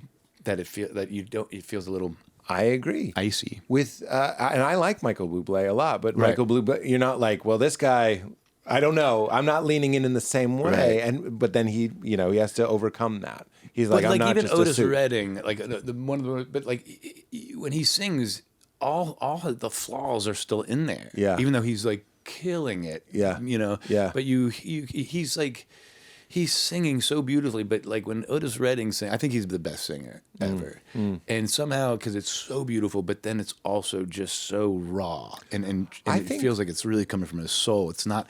He wasn't like. I'm sure he warmed up, but when he sings, it doesn't sound like he's trying to be a great singer. He's let his soul is crystal clear coming out. I don't know how he does it. I think in the age that we're pretty much in already, but with AI, and we don't have to have a big AI convo. I'm just saying, like, with this podcast that you're on currently, we, like a lot of podcasts, and I don't mind. I listen to those podcasts, but they take out all the ahs and the ums, and they take out you saying, right. "Can we go to the bathroom?" That's all in. No, of no. course it's in. Yeah, of course it's in. I love when you say, "Can we go to the bathroom?" I crave. Oh yeah, something human and you have real, to. And I think we're going to want that even more. I think that's going to become the new We can't talk thing. about AI because I know everybody's terrified of it, but I think I mean, or whatever artists, like, it's not going to replace what it's going to do. Because I think they're like a lot of songs are written by teams of people anyway anymore, and they sound like they might as well be written by AI. And AI is doing exactly what that conference room of people at the label or need this kind of song. So I think the more AI starts to generate content, artists really are going to be. That'll be one of the things that we search for in art is that it's not AI. Human made. I almost feel like we've been in an AI, It's already phase AI. of songwriting. Yeah. Like the Brill Building, almost like amazing stuff came out of there, but so much schlock came out of songwriting when it turned into like when they just tried to figure out the formula, right? And then you get Bob Dylan's, and then you get the Beatles, and then you get the artists that react to that. So I think the best art is I about to completely be agree. made. People run the fastest from a forest fire. Yeah. You know what I mean? Like something will come out of you because of this. Yeah, and some people are going to learn how to use, just like when they invented the camera, people thought painting was dead. Yeah. Right. But then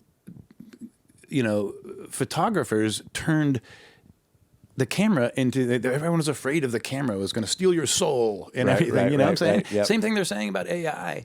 But artists, the best artists, will learn to harness AI in an interesting way. Yeah. So I've already seen some AI stuff that I'm like, Val doesn't like it, but I'm like, how the fuck did it do that? Like, really, like, it's its own thing. Yeah. I don't see it as a replacement of a real thing. Yeah. Real, human-made thing. Yeah. But I'm like, this is dreaming in a really... in perfect darkness, but it's dreaming in a really weird way. When people first saw a movie for the first time, it started out with when the first time like anybody saw a photograph, they thought their soul had been taken and put on a on a two-dimensional piece of paper. They thought that was them. Yeah, right. Like, right. Like of no course. one, and then it was. I mean, there was painting and there was representation, but so then a movie like when Wizard of Oz goes color. It's one of those things that like every time we think like, oh my God, color film is going to ruin classic black and white films. Right. It's just like it's just another tool. I like that perspective. I like that a lot, and I think tool. Val and I, to me, famously, you said famously earlier. I'll say my own famously. We asked AI to make a podcast based on a podcast that we had done where we were trying to decide which cereals were which Marvel characters. Right. And like which sodas were which cereals. That makes total sense. It was so fun, actually. I mean, like it really was. Dr. Pepper was Cocoa Only Bubbles. a human could make could do this experiment. That's actually kind of true. But we loaded it in, and it made in about 15 minutes. It does take a while, but it made this 2-hour podcast of a woman and a guy going back and forth, very much like how we're talking. But I was like, were the voices AI generated? the voices were AI generated, and it was fabulous. I'm not one of those guys that's like, my VCR is great, but it's blinking 12. It's like, shut up. I've read reviews, but it wasn't exactly. Right. It was its own thing. Right. It was its own thing. I've read some of the greatest reviews that I've ever gotten, and I'm like, that was 100% an AI generated review. Oh, really? That took the best parts of other reviews and then repurposed it into this thing. And I read it and I was like, oh my God, this is the best review I've ever got. and it was like, but I knew it was AI. And why? Why would it do that? Why would what? Somebody else did it. Oh yeah. A human said I would say it feels like a third of the articles you read are, I mean, anything that doesn't have a real, like a picture of a person name, like is, it says, media team. Yeah. It says our digital team put this together. It's just all they just put in a prompt. And they generate an article about Matt Berninger's new record, right? Right. And it doesn't hurt me. It helps me. People read it and it's a great review. Yeah. I mean, AI is eliminating all kinds of jobs, obviously. So it's a terrible thing, just, and on that level. But I'm not existentially worried about art at all. In fact, I think art is about to get real good. I love that. I love that so much. You know what's interesting about going back just a click to the vocal thing, listening to this new record and where you are, for what it's worth, vocally, I think is just right in the sweet spot. It just sounds perfect to me. And what's funny about it to me is if you were in like a high school music class and someone was like, Matt, sing a solo, and you sang the way you sing on this record, which really is like hugely benefited by a close microphone in a quiet room. What I'm saying is, it's kind of like what we were saying about Guest Room. Guest Room is a little bit more like, everybody be quiet, I'm going to sing a song now. You know what I mean? Yeah. And now you've sort of gone into this place where it's like, it's actually kind of hard to capture. You can do it live, obviously. Yeah. But without a microphone, it's sort of tricky. It's pretty quiet, right? I mean, not always. Not always. Right. I'm talking about like a verse, quiet, sad song or whatever. Yeah. Like, what did that spark anything for you? Well, yeah. We were talking about something in the way, and the truth is, I think I write. I write all the time. I'm writing while I'm painting. I'm writing while I'm on my bike. I'm writing when I'm driving. I drive, and it drives my wife and daughter crazy. And does Corinne text you? I asked Val to text me. No, I tell Siri. I got my car. I'm like, hey Siri, text Matt, and then we'll be anywhere. Like, hey Siri, text Matt, and then okay, what would you like to say to Matt? And I'd give him some random bunch of lines. I will do that all day too. Yeah. I did it on the way in. You have to, because you're doing your best writing when you don't think you're writing. Yeah. But then when I do the sit down and pull together my thoughts and try to put them in melody onto music, I'm always doing that laying down on a couch just like this.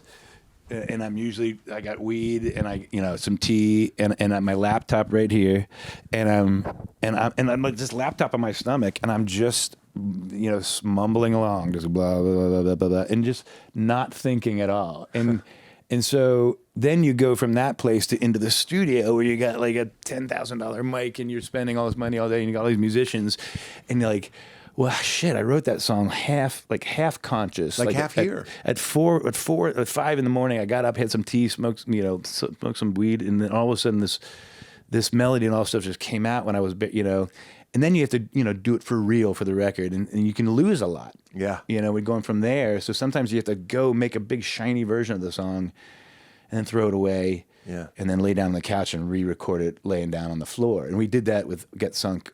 I don't know, a bunch of songs. Oh, really? Or just versions of just like, all right, go back in, because like the vocal sounds great, but it doesn't. You sound like you're a little bit in a studio. Yeah. You don't sound like you're in your mind. Well, did you hear Bob Dylan said that? He was like, the best versions of my songs weren't on the record. Mm-hmm. They were never on the record. It was always some random show. Yeah. Where like you just totally you synced up with your original intent.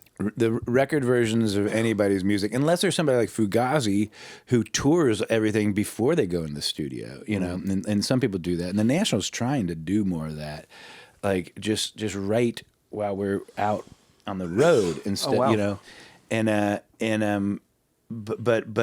yeah, the songs on a record, I think anybody's record, are like high school photographs. you know, of what that song will turn Grow up into, to be. you know, and sometimes they turn into terrible, you know, the live things. They get too loose or too overdone, and so they all go through all kinds of phases. And so I mean, songs that I've literally performed, you know, I Need My Girl or Fake Empire or Mr. November, you know, over 1,000, you know, well over 1,000 times on probably 20 songs I've done over 1,000 times, but every single I Need My Girl or Fake Empire, when they come up, or even Mr. November, when they come up in a set, I'm like, fuck yeah. I feel great about it. Yeah, and I love it. And the songs never. There was a phase where you started to feel like you're a little bit turned into a robot version of yourself. But the past few years, the National has, maybe it's because we got so many that we jumping around a lot, but the ones we play almost every night, even those we love. I think we enjoy it every single night. Really, I don't feel any fatigue. Maybe I feel physical fatigue on you by the end of the show. Yeah, like it's it's just hard. I think we play too long. That's a big controversy in the band. I wasn't saying that. No, I think I was saying it's as a big debate. Someone watching and caring about you, I'm like, he must be exhausted. But I never feel you going like, no, oh God, no. I mean, there have been phases where, you know, I've been on the road for 6 weeks where I just, you know, and just feel miserable and lonely and homesick and, you know, hungover, where you just like, but then you get, I mean, you stand, even no matter how, all of us have been like 2 minutes before we're supposed to walk on about to cancel the show. Yeah. You know, many times, like, can't do it. And everybody's like, oh, we're going to cancel. Are you sure? And then the last minute, like, fuck it, we'll do it. And, you know, whether you have diarrhea or people, you know, we've all thrown up off the sides of the stage many times. And like, you just have to go, because if you don't do that show, you got to come back again. I mean, in a way, so people plow through all those things. But the truth is, once you walk out and you see those people, adrenaline kicks in. Everything, like, you know, everything. It's undeniable. It's a miracle what your body will suddenly get into shape to do. Wow. And then 10 minutes after you're off stage again, you collapse.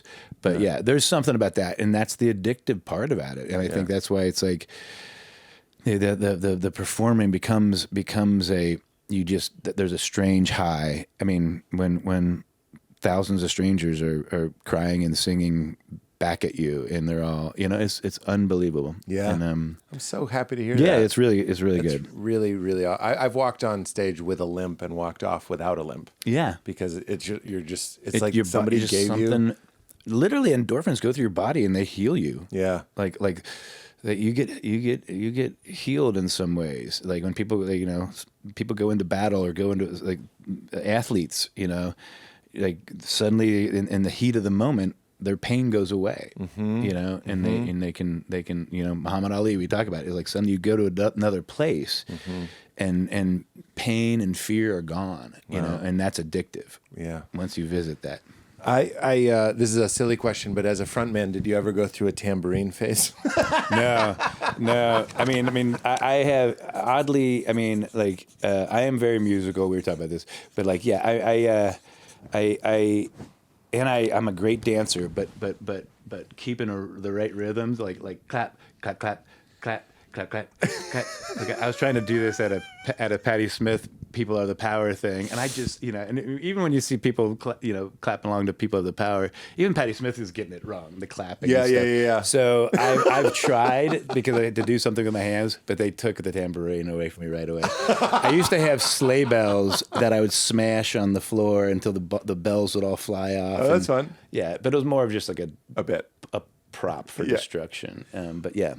A couple of the people that you worked with, and you can pass on anything, because I'm not looking for like a click or a clip, but I am interested in, like, what was your takeaway working with Phoebe Bridgers? She did the show. She's awesome. I know her a little bit, but I'm curious. I think she's one of the best contemporary songwriters, one of the best living songwriters for sure. And yeah, no, I was. We you know, Phoebe opened for the National. But most of the musicians I know are because they opened for the National. I mean, you know, then there's a bunch of others. You know, but like, I know what you mean. You know, and so it wasn't like a reach out to Phoebe to, you know, that was like you know, and the first thing we did together was that song for Between Two Ferns, Walking on a String. And then Well, Laugh Track is such an amazing song. yeah, And what's the other one? There's the third one. Which one on Laugh Track. Yeah, Laugh Track. I think Laugh Track's one of the best songs the National's ever written, I agree. and that was the one I really wanted Val is Phoebe obsessed on, with and it. She elevates it. absolutely a lot. Yeah, There's a third and then Your Mind Is Not Your Friend. Yes. Which was on the one before that, the First Two Pages of Frankenstein. But Phoebe is just she knows. I mean, she's just a great instinct. Like her instincts for delivery of a line, her instincts for writing a line. My favorite singers are the people who write well too. I think the best writers are also the best singers because when you're a great writer, then you know that you have a confidence in the words, and then you can do whatever you want with the delivery. Honestly, she's got all that. When I've written something that I'm acting in, I have this. Yeah. You never sit down to learn the lines. Yeah. You know what I mean? And I know your lines too. It's like this is my world. I get it. She's in it. She's there's a Christopher Walken-ness about her, the way she, an interesting choice. She's always she's truly, genuinely Phoebe. It feels like in all her music and all her stuff, But then there's like, I think Adrian Lenker from Big Thief dazzles me. Just like how Adrian Lenker uses words and melody. I don't know Big Thief. Big Thief, incredible, and Adrian's got a lot of solo records out. That whole band, I think Big Thief is the, it's the best band out there right now. Really? Kind of in a way. I mean, Radiohead. I'm one of those people that does think Radiohead is the greatest contemporary band. And it's not necessarily my favorite band, but the best one. Like, well, you want to talk about vocal performances. Tom York actually sings things that I'm like, I can't even. You'd have to get. This sounds like, I don't know how this sounds. I'm worried it sounds anything other than. I agree. Tom York is. But in the studio, I'm like, he just made a sound that's like, it's kind of orgasmic and it's a little bit weird. And what I'm saying is, he doesn't care. He's making art. You know what I mean? Like, no, those guys are artists. They're not trying to look cool. They're trying to make the coolest song. Best song. And they're not always there to deliver a product to their faithful constituents, and that's why they have such faithful constituents. People who because they know that Radiohead is searching, and Tom York is searching for something new, something weird, something different. Well, that's what I mean. And he delivers. Yeah, he's. I love that they won't leave. I think they're in Oxford, and they won't leave because they don't want to fuck with their mojo. Do you feel a spatial difference writing songs in Connecticut? Like, I feel different writing jokes in Ojai, to be honest. I'm like, I definitely feel different, and I write different moving from jokes. Brooklyn to L.A. changed the way I wrote, and really supercharged a lot of writing. I mean, it's now 12 years ago that I moved from Brooklyn to L.A., but I can't remember. We'd have to figure out, but I finished the documentary, and then there's 5 albums, 5 or 6 albums probably in the whole period that I was in LA. And then now moving to Connecticut, I've been here almost 2 years in Connecticut now, has been a total, I think it's really good for me to yank my roots out of the soil and plop them into another different minerals and all of a sudden, I'm reading all kinds of different books, know. I'm just like, books make sense in different places, I swear. Yeah. There's places I've read books and I'm like, I get it, and then you take it to somewhere else and you're like, this book doesn't work here. Well, I'm back to Mad Men, watching that again. Oh, nice. And like reading a lot of Cheever and Mark Twain, all the stuff from that area, because I live on the train up, and it's a very, very, very Mad Men lifestyle. Of course. And you have winter. In the winter, it's great. So I've been the kind of the world you're in, you start to, and so Get Sunk very much.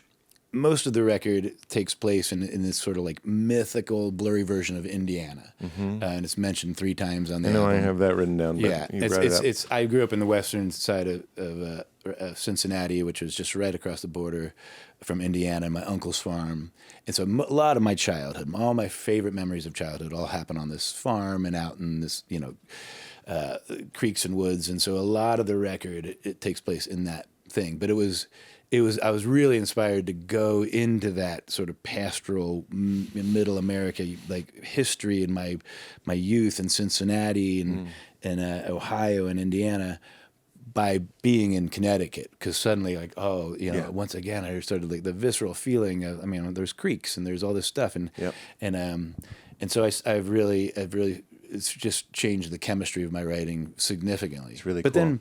Then L.A. was, I think, some of my best writing because of the chemistry of L.A. Yeah. And Venice, particularly. The Place. witchiness and the I agree. The magical strangeness of Los Angeles. Yeah. Like the extreme difference, like of beauty and it's almost like a Garden of Eden, and then just under the surface, it's chaos and terrifying. Yeah. And it's always, and it's you in these places too. It's funny. It's so clearly a Cincinnati boy going to LA. Oh yeah. You feel that, and then you're a huge part of that. I just listened to this. I'll keep this brief. I hate summarizing other people's podcasts, but Malcolm Gladwell did an episode about location and how, like, if you're a heart surgeon in Chicago, you do heart surgery very differently than someone in Alabama or whatever. And if you move from Chicago to Alabama, he goes, how quickly do you start doing it their way? He goes, almost immediately. That's crazy. Isn't that wild? That makes total sense. And nobody talks about it. It's just like we are in a system.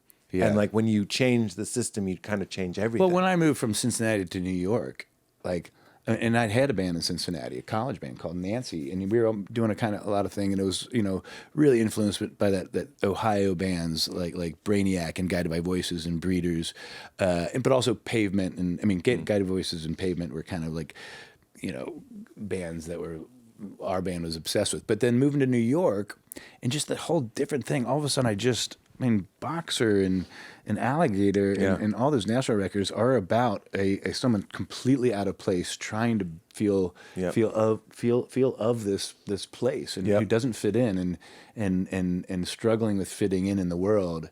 And then eventually I started really owning New York and fitting in, and then my songs started getting less. I didn't know what else to write about, and so then moving to LA felt like a fish out of water all over again. And it was so exciting. It's so great. I think probably in probably 9 years, 8 years, I think I'll probably move somewhere unexpected. Portugal, Ireland. I was gonna say. Really, there's a lot of places that I just, what's going to happen when I go there? I think it's one of the missing sort of ingredients. Val and I were so revitalized by our move to Ohio, and now the hour that I'm doing right now is my favorite hour. And I think similar to you, kind of going into your trance. My stuff just shows up. Like, you ever get an Amazon package and you don't remember what you ordered? Right. That's exactly what the jokes are like. So the jokes are coming through the filter, not that these are what these things are, but the place, my friends, my lifestyle. Like, I have coffee with people and they're not comedians. And that means I'm hearing different. I like writing jokes when I'm hanging out with comics, but I'm going to be writing these jokes that are sort of offshoots of their jokes, or I'm trying to shock someone who's a shocking person. Now I'm hanging out with more, and I mean this with all the love, more ordinary in a beautiful way people. And then I'm like, oh, look, I can make them laugh like this, and I don't have to say twat every five. You know what I mean? It's interesting to see what those flavors do. Well, somebody like Dave Chappelle lives in Yellow Springs, Ohio, real close to where I grew up and stuff. And he talks about he spent a lot of time and he loves LA and stuff. But there's something about Dave Chappelle, who that I do feel like he's such a genius. I don't. They're. I think you're safe to say Dave Chappelle's a genius. Yes, you want to acknowledge that he's had controversial obviously, things. No. I mean, I'm saying not some things. Some places Dave Chappelle goes, I'm like, I think you're stepping over it. But that's his job, and that's your job, and that's good to ask these questions. But I think something about his being in Ohio, and specifically Yellow Springs, and he talks about it. And I know Yellow Springs, and I know that. that there's a something, there is a something, a beautiful, healthy, artsy, mystical, witchy, magical thing. Antioch College is there and all this stuff. And there is a acceptance of fringy thoughts that are really looking for the truth in exciting ways, and that's Yellow Springs. It's in literally in the water, you know. I mean, it's not literally, but I know what you mean. Yeah. But so there's something about place that you can hear in a Zach Galifianakis Being where he is. well, being from you know the South and in North Carolina and stuff, and then also you know, not being an LA fixture and living in, you know, pretty, you know, Really being out there, Yeah. living out there in a natural world. And I think he's one of the healthiest, best minds, you know. I agree. You know what I'm saying? And that had Zach inspired me when I was Right. moving. I don't know if Chappelle did, maybe unconsciously, but like, I was like, I know there's a precedent here. And Zach is one of those people that was just like, I can't. You know what's weird about LA? And I love LA. We're in LA right now. I think it's weird to drive around in a city where you make something and then you see posters for that thing that you made, and then you see posters of your friends, and you see posters announcing awards that other people won, or it's just like that is it's like Instagram. It's like living inside of Instagram. Right. And everyone agrees. Right. Even the founders of Instagram are like, Yeah. I don't know if this is good for you. like, you know what I mean? Like, they're like, I try to limit how much I'm on my own product. My label, the Nationals label, like 4AD would, and they did it because it was a good place to put up signs. But when I lived in Venice, right there on Lincoln Boulevard, like a block from my house, they put a billboard up. You know, like national billboards and stuff, you know, and so I would, like, every morning I'd walk to get coffee, and it wasn't my face, it was album covers, but like, and that was weird. It was like, and speaking of Zach, I remember he's probably told this story a bunch, but like, I think he was in Brooklyn sitting on a stoop, you know, smoking a cigarette with some friends, and looked up and saw the first Hangover billboard. And, you know, and Hangover had just come out the week, you know, it was just a huge thing. And he realized, and it was a moment where he's like, oh, like It's coming for me. Part of the world just kind of got uncomfortable for me. Like you know what I'm saying? Like suddenly a whole new paradigm, because he just, you know, he was a thing now. Yeah. He was a thing. A commodity. He was Well, a he thing. tells those stories about being on some, like the Staten Island Ferry or something, and someone kept taking his picture. And, you know, like he really got famous. for so many people, he is only Alan, right? Yeah. And he knew right away that was going to be a problem. Yeah, you know? yeah. And so he you know, he made some really smart choices, I think. No, I know. Balance. Yeah. It's funny that you say that. We talk about this a lot. I don't think there are a lot of champions of balance. Yeah. In any of the. Yeah. In any field, really. Right. Yeah. I'd just like to see some more people in every field. I don't think I trying for it. figured out that you need that as much as you do need it until I went through After that your thing, thing. because I was so unbalanced. You Yeah, know? I was yeah. so top heavy. And what do you try to make just more fell room over. for now? Like, not to scare you, but like to Just keep slow it all away? down Yeah, a slow little it down. bit. I'm writing on baseballs to slow the process down, to get my phone out of my hand. Oh wow! And I'm so I've got You literally write lyrics on yeah, baseball. I've got lots of baseball, and then I put pins in them for like for line breaks, and it slows the process down.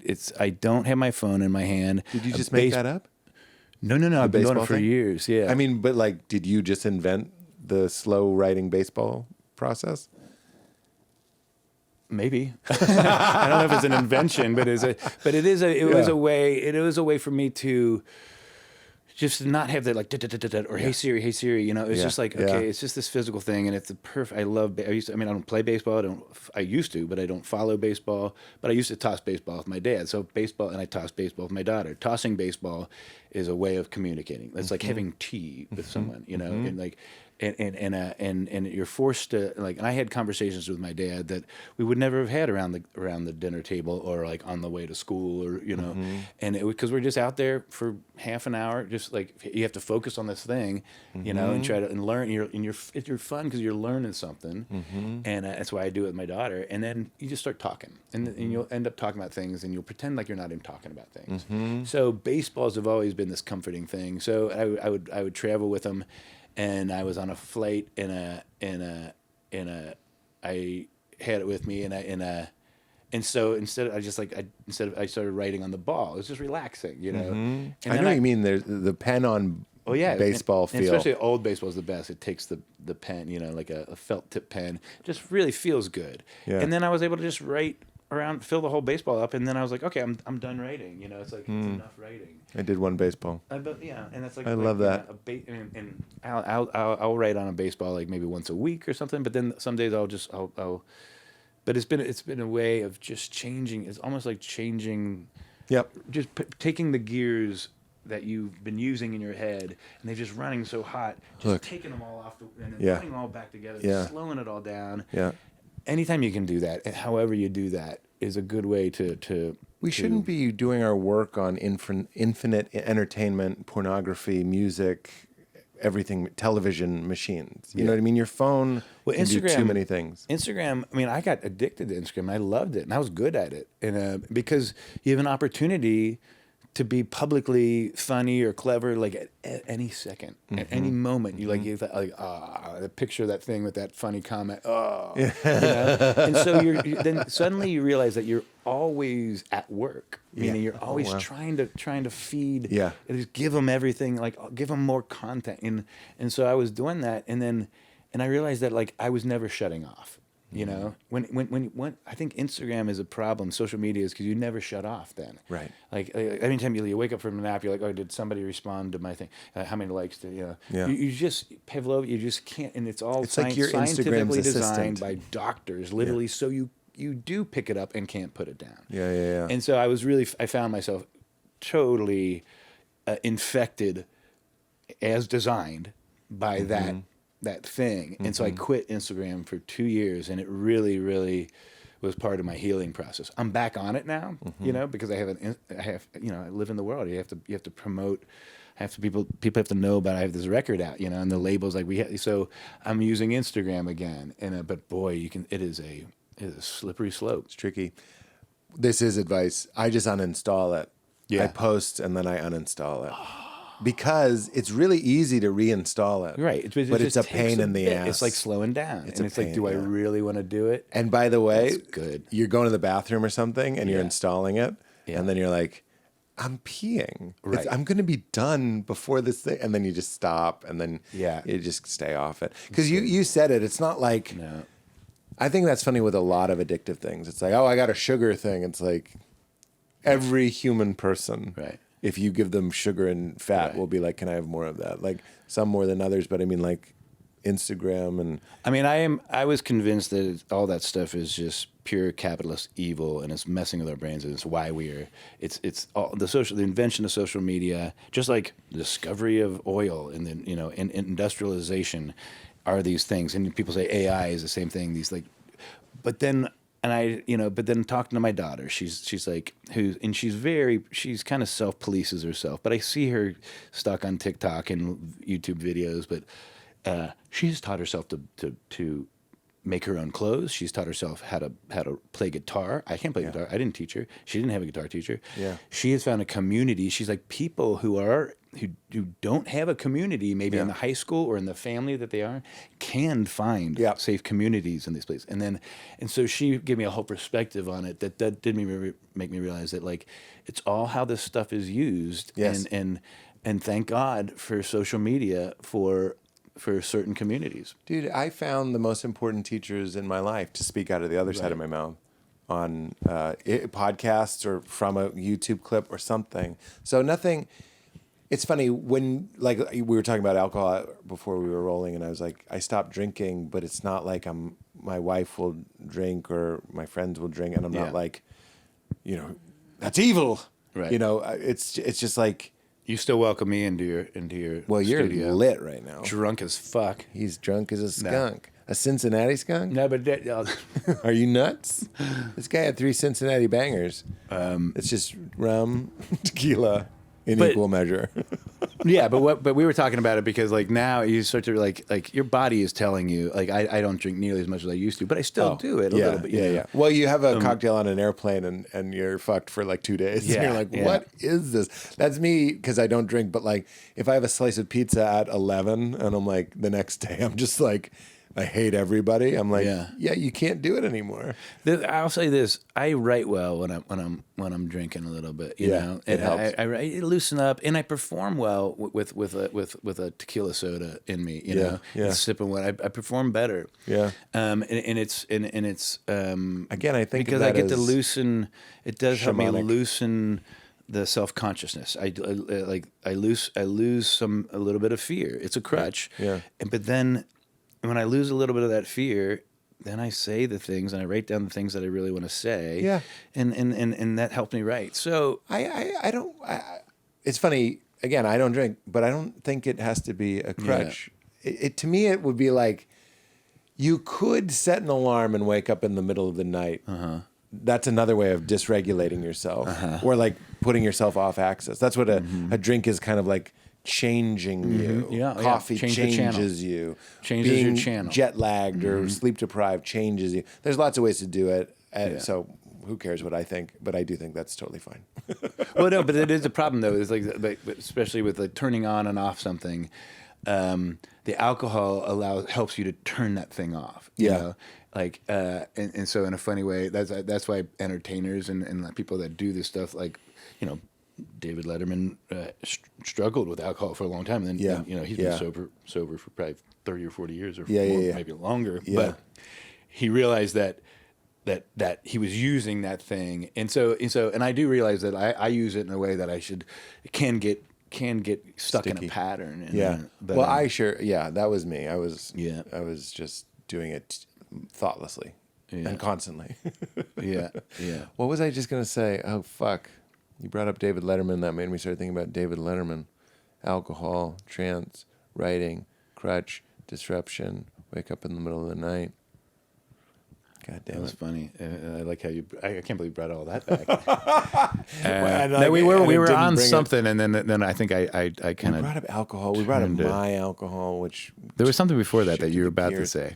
Yeah. We got into something What was else. Chocolate chip I don't pancakes, remember. cherry-shaped swimming pool. This is when. Have you ever done an episode where it just keeps all this stuff? What were we? We do keep all those for sure. This is exactly my point. Where is was behold, I again? Okay, Pete Holmes. the Pete Holmes show, talk Dolphin shows. Balloon. We already did that. Dolphin Balloon we did. Nobody else will be there. Well, we were talking about Zach. We were talking about like changing your environment. We were talking about Big Thief, Big Thief. Radiohead. Do you listen to Atoms for Peace? What's that? That's Tom York's. I didn't listen much to that, but like everything he does, there's windows into like there's things I've never heard before. Yeah, I completely agree. Have you ever seen, in your Cincinnati days, have you ever seen a UFO? I don't know if I've ever asked you that. No. That is one of those things that like I really, really fantasize about aliens and being saved by aliens. Yeah. I fantasize about that a lot. Like Arrival. I mean, Arrival and Interstellar in all the ways. I mean, not Arrival is great. Aliens, but Interstellar is more of like a same fantasy, discovering of a wormhole that allows us to find another place to live. Right? Yeah. Or some, and all of it's the same story. You know, we're all dealing with extinction myths, right? Yeah. But I'm one of those people that like we were talking about, like Galileo looking up and trying to figure, wait, I don't know if this thing is flat, I don't know if this is a dome of lights, over us. This is something else is going on here.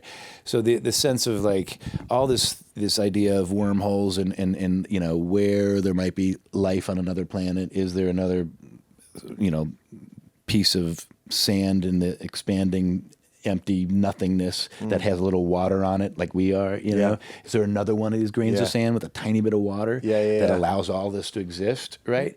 Yeah. I believe that there are, but do I believe that there's any way to bridge the hypothetical gap, traveling light years? They just discovered it one that, like they said, it's like 160 light years away that might sustain life, and like they just, the new one, they're like, this one has potential that there could be life on this little grain of sand that they've however they know. I want them to try to explain how they know, because that really sounds like something they might just be like, it was like 2 weeks ago. This one.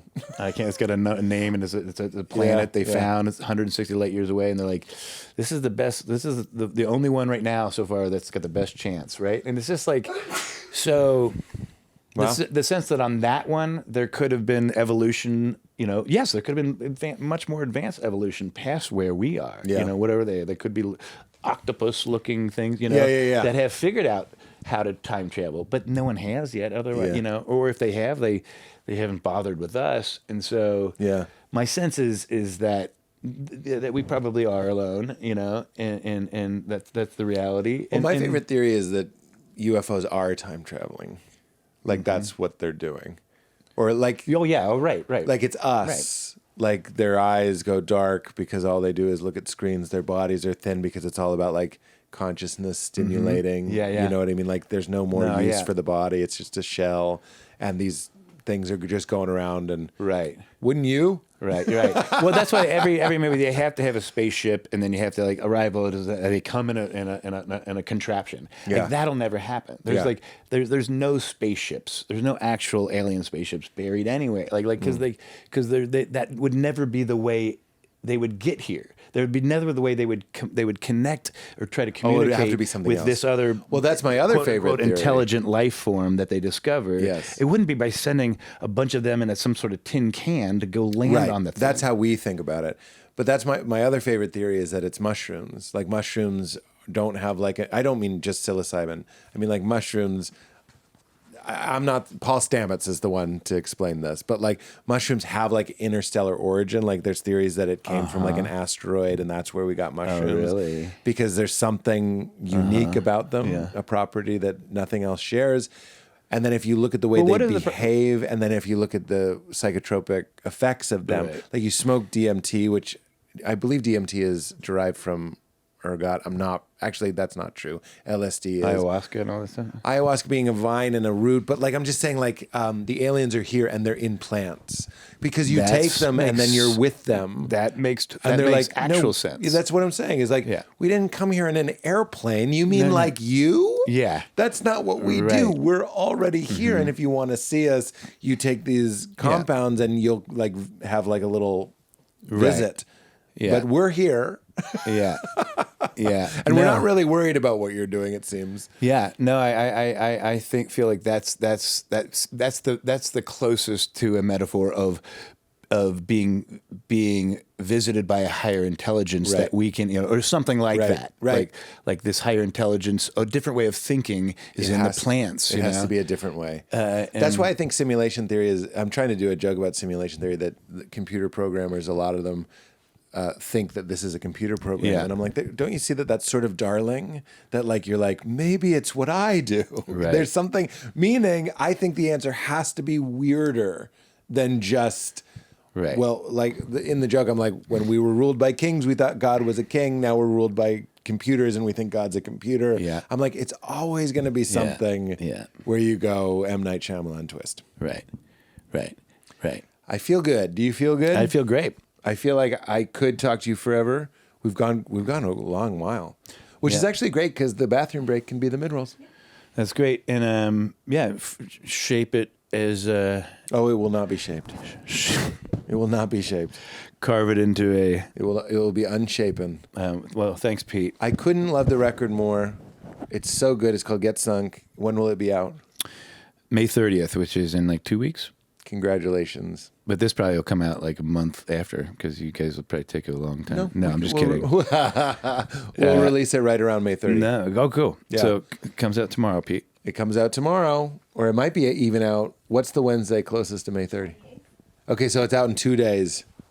2 days. 2 days. All right, 2 days from now. Oh, I'm just gonna here he get is. this guy down. Can Talk I take about this aliens. with me? Of course you. Well, we'll have to ask. I Paige. got it back from space.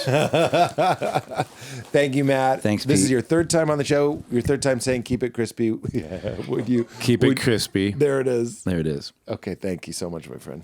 You made it weird. You made it weird.